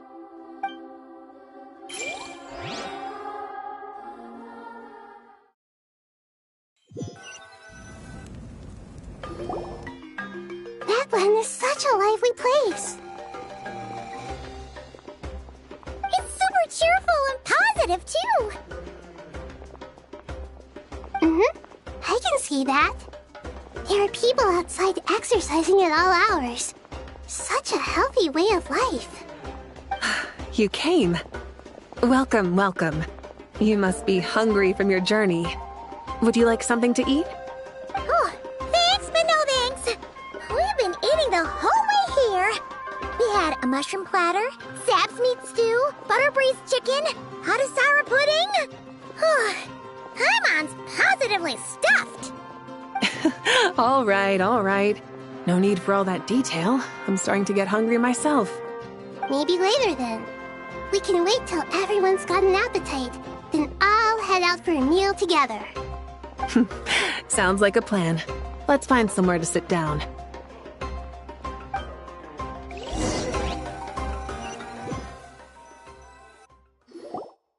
I should tell you, I already have some sense of why you've come. Why's that, Malika? To say thank you. Your senses are spot on. But on top of that, we also feel guilty. Because the pyronosis has vanished? I sensed its loss. Despite scouring through the remnants of Irminsul, we couldn't find any sign of the pyronosis. Not even any trace of it burning to ash. That's certainly unusual. Still, the potential fallout from Irminsul's loss is significant, to say the least. Perhaps the pyronosis's disappearance is simply a knock-on effect of the impact it's had on a certain strand of fate. There's no need to feel guilty. We were clear that this time there was to be no returning, only giving. Pure and simple. Thank you really is a fascinating phrase. We use it to express gratitude for the smallest of things. Yet, when faced with a kindness too immense to describe, we use exactly the same words. It's not that we lack other means of expression. It's that when we truly need to express our feelings, the simplest and purest words are always the most powerful. You're right. In Natlan, we prefer simple expressions too. Companionship, friendship, support. They might not sound fancy, but the sentiment behind them is sincere. That's wonderful to hear. Sincere feelings are often a vehicle for the deepest wisdom of all. Irminsul's destruction doesn't seem to have done you much harm. I'm glad to see you're doing well. There's still a lot of work to do, but before we begin, we felt it was important to come here and speak with you. Partly to express our gratitude, but also because we felt that seeing you in a That's a nice way of putting it. I like that. To tell you the truth, though, I'm not a fan of somber meetings. So, since there's nothing more to say, why don't we go bask in some actual sunlight? The weather's beautiful today. What a great idea!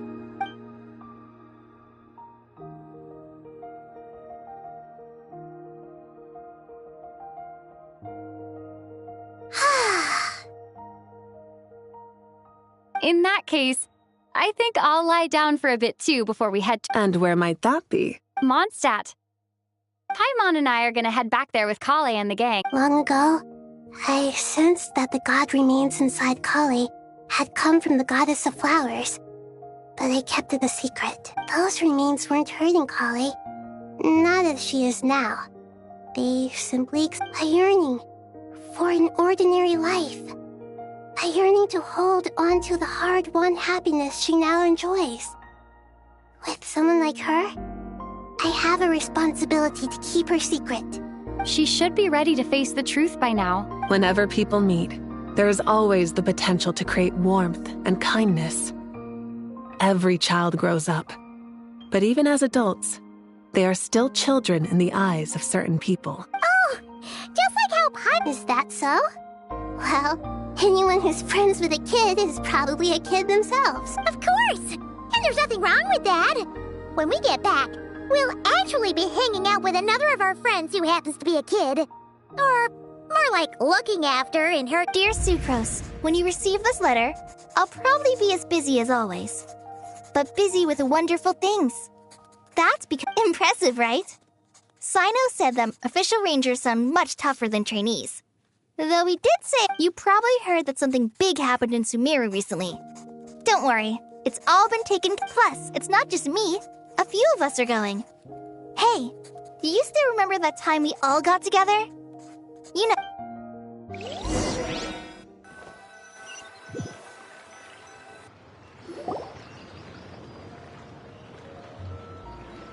Dainari, is that... Don't you say it!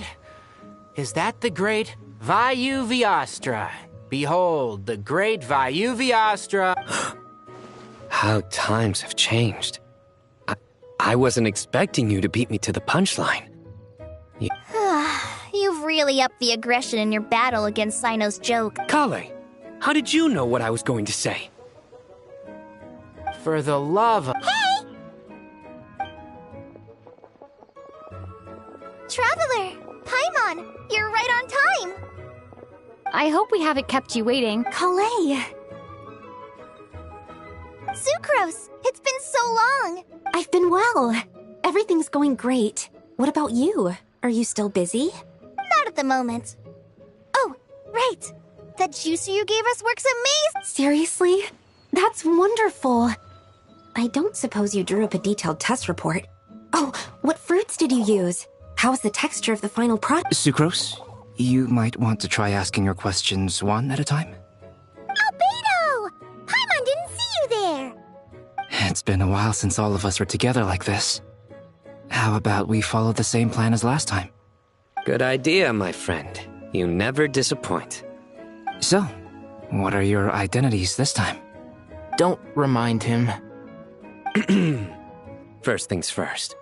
Allow me to introduce our very own official Forest Ranger Kale. This sounds like one of those mushy stories that gets people hooked on some corny, heartwarming premise. Oh, is our story not heartwarming? If I recall correctly, there was even a scene like this in King of Invocations. Besides being heartwarming, our story's also about tough, impressive-sounding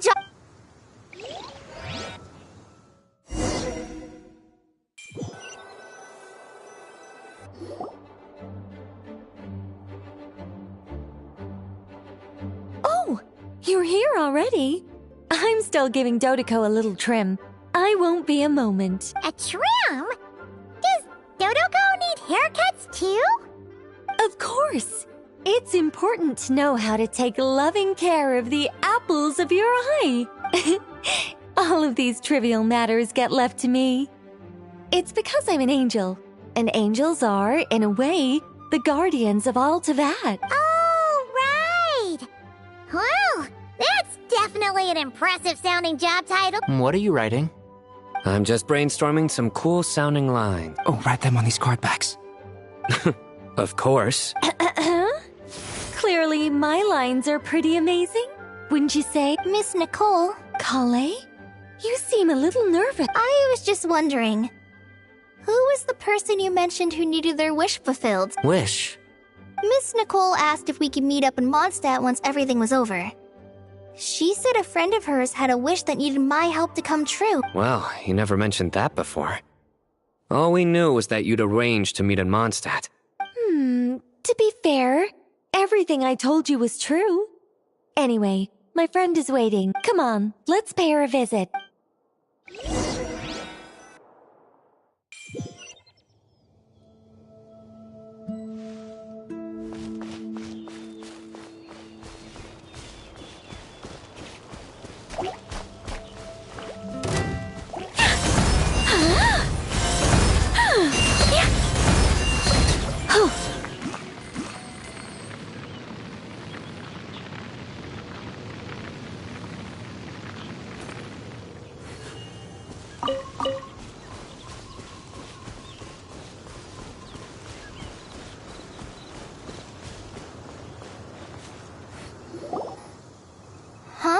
You're... Surprised? I bet you weren't expecting to meet a woman like me beneath this beautiful tree in a faraway land. An oasis will spring from the place where a djinn resides. That saying falls somewhat flat here in Mondstadt, given that everywhere is already so lush and green. Lilupar? I made friends with Miss Nicole. I asked her to bring me here and then invite Kale to come. The prologue to this story is that I have a wish. It has stirred within my heart for centuries. Millennia, even. Originally, it was merely Al-Akhmar's lie, but now it has become reality. Could this be related to the goddess of flowers? My dear young lady, my mistress left her final trace in this world upon you. I can't tell you how glad I am to see you here. And now I have seen you, and peered into your heart. You have experienced hardships and suffered setbacks. The torment an ordinary person might expect to face has befallen you threefold. This is the source of your resilience. But beneath all this, I've witnessed the seeds of desire. You yearn to return to the simple life you once knew, do you not? I do. I want to throw away everything that isn't mine. But how do you decide what is yours? The scars that others carve into your flesh? The kindness and love they inscribe? Are these things not yours as well? They are. This is something Miss Nicole said I should learn how to adjust my standards. I just want to live as an ordinary human. Anything beyond that isn't mine. Don't you want anything from the remains of the goddess of flowers? She gave me a revelation once. I think that's already more than enough. In the past, you would not have possessed such a rich heart. Your brief life has taught you to hold on to everything good, to home in on kindness. How fascinating. You're nothing like Nabu Malikata, and you're certainly not her. Of course not. I'm not some great and powerful being, Miss Lilupar. Yet I am a djinn. We exist because of the Lord of Flowers. We revere and love her. My wish is to see her one last time. To give everything for her. Kale, can you do this for me? But her remains won't be easy to remove. Are you sure this is what you want? That's beside the point. First, I need to know. Are you willing to do something for the soul of this lonely, wandering woman? I'm willing. But look, you know nothing about me. Even if you have heard the stories about me, all you would know is that I was rightly punished for the many evil deeds I committed. So you do know. Your lips are quivering, your eyes trembling, and still you're willing to do something for me. Life has been cruel to you, my dear young lady. To repay your kind... Are you sure about this? I yearn to see my mistress. For this moment, the world can burn to ashes, the universe be engulfed in flame. I care about nothing else. And you, Kale, I can give you a gift. You'll become just another ordinary human. But Miss Lilopar, what will happen to you? My wish will be fulfilled, and I can die happy. Why would you wish for that? A long, unending life might seem desirable for one who has never possessed it, yet it brings torment to one who has. My remains are scattered across the yellow sands, but my soul can find no peace. Since you've promised to grant my wish, give me that release. Allow the dying to die, and let the dead rest in peace. You have my thanks. Kale, there's no pressure on you. It's as if you want to use the last of your life to give me a better future. Nothing so selfless. We'll be using our futures to fulfill each other's wishes. This is a noble act, a beautiful and secret transaction between two women. I understand. Close your eyes, Kale. Then open your soul. From there, I will embrace my mistress. The downpour of flowers is your touch. Like returning to the very beginning. Like surrendering to your grace. I miss people say that devotion is beautiful, yet filled with pain. How foolish of them. For me, thank you.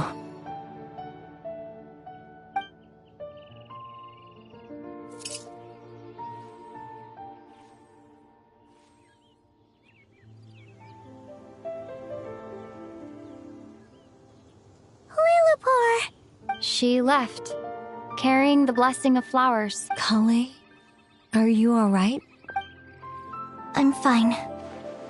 Now that the remains are gone, don't actually feel any different at all. Those remains weren't hurting Kale. Not as she is now. Kale must have already received what she was yearning for. I'm doing fine. I feel relaxed. Then my wish has come true. To become ordinary? That's just one of my wishes. Actually, I have a few more. For instance, I want to protect the people I meet and help them find happiness. That sort of thing. So between Miss Lilopar and me, you fulfilled 2 wishes already. Wonderful, isn't it? Oh, I feel so fantastically happy. I guess that settles things here. So what's next? What do you want to do when we... Kale, look who I've brought to see you. Hey, Kale! I heard you guys were holding some kind of secret event. Huh? Oh no, it's... Really? Me. The old me. So that's what this is all about. Did you come all the way to Mondstadt for that? Because we knew the old you, so we could Exactly. The old me is gone. I puffed her into the air, and she became a fluffy pink cloud. Do you think, maybe up in the sky, she has friends waiting for her with test tubes, flasks, and... Oh.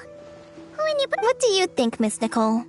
I think maybe that's right. At least, if it were up to me, I'd consider that a happy ending.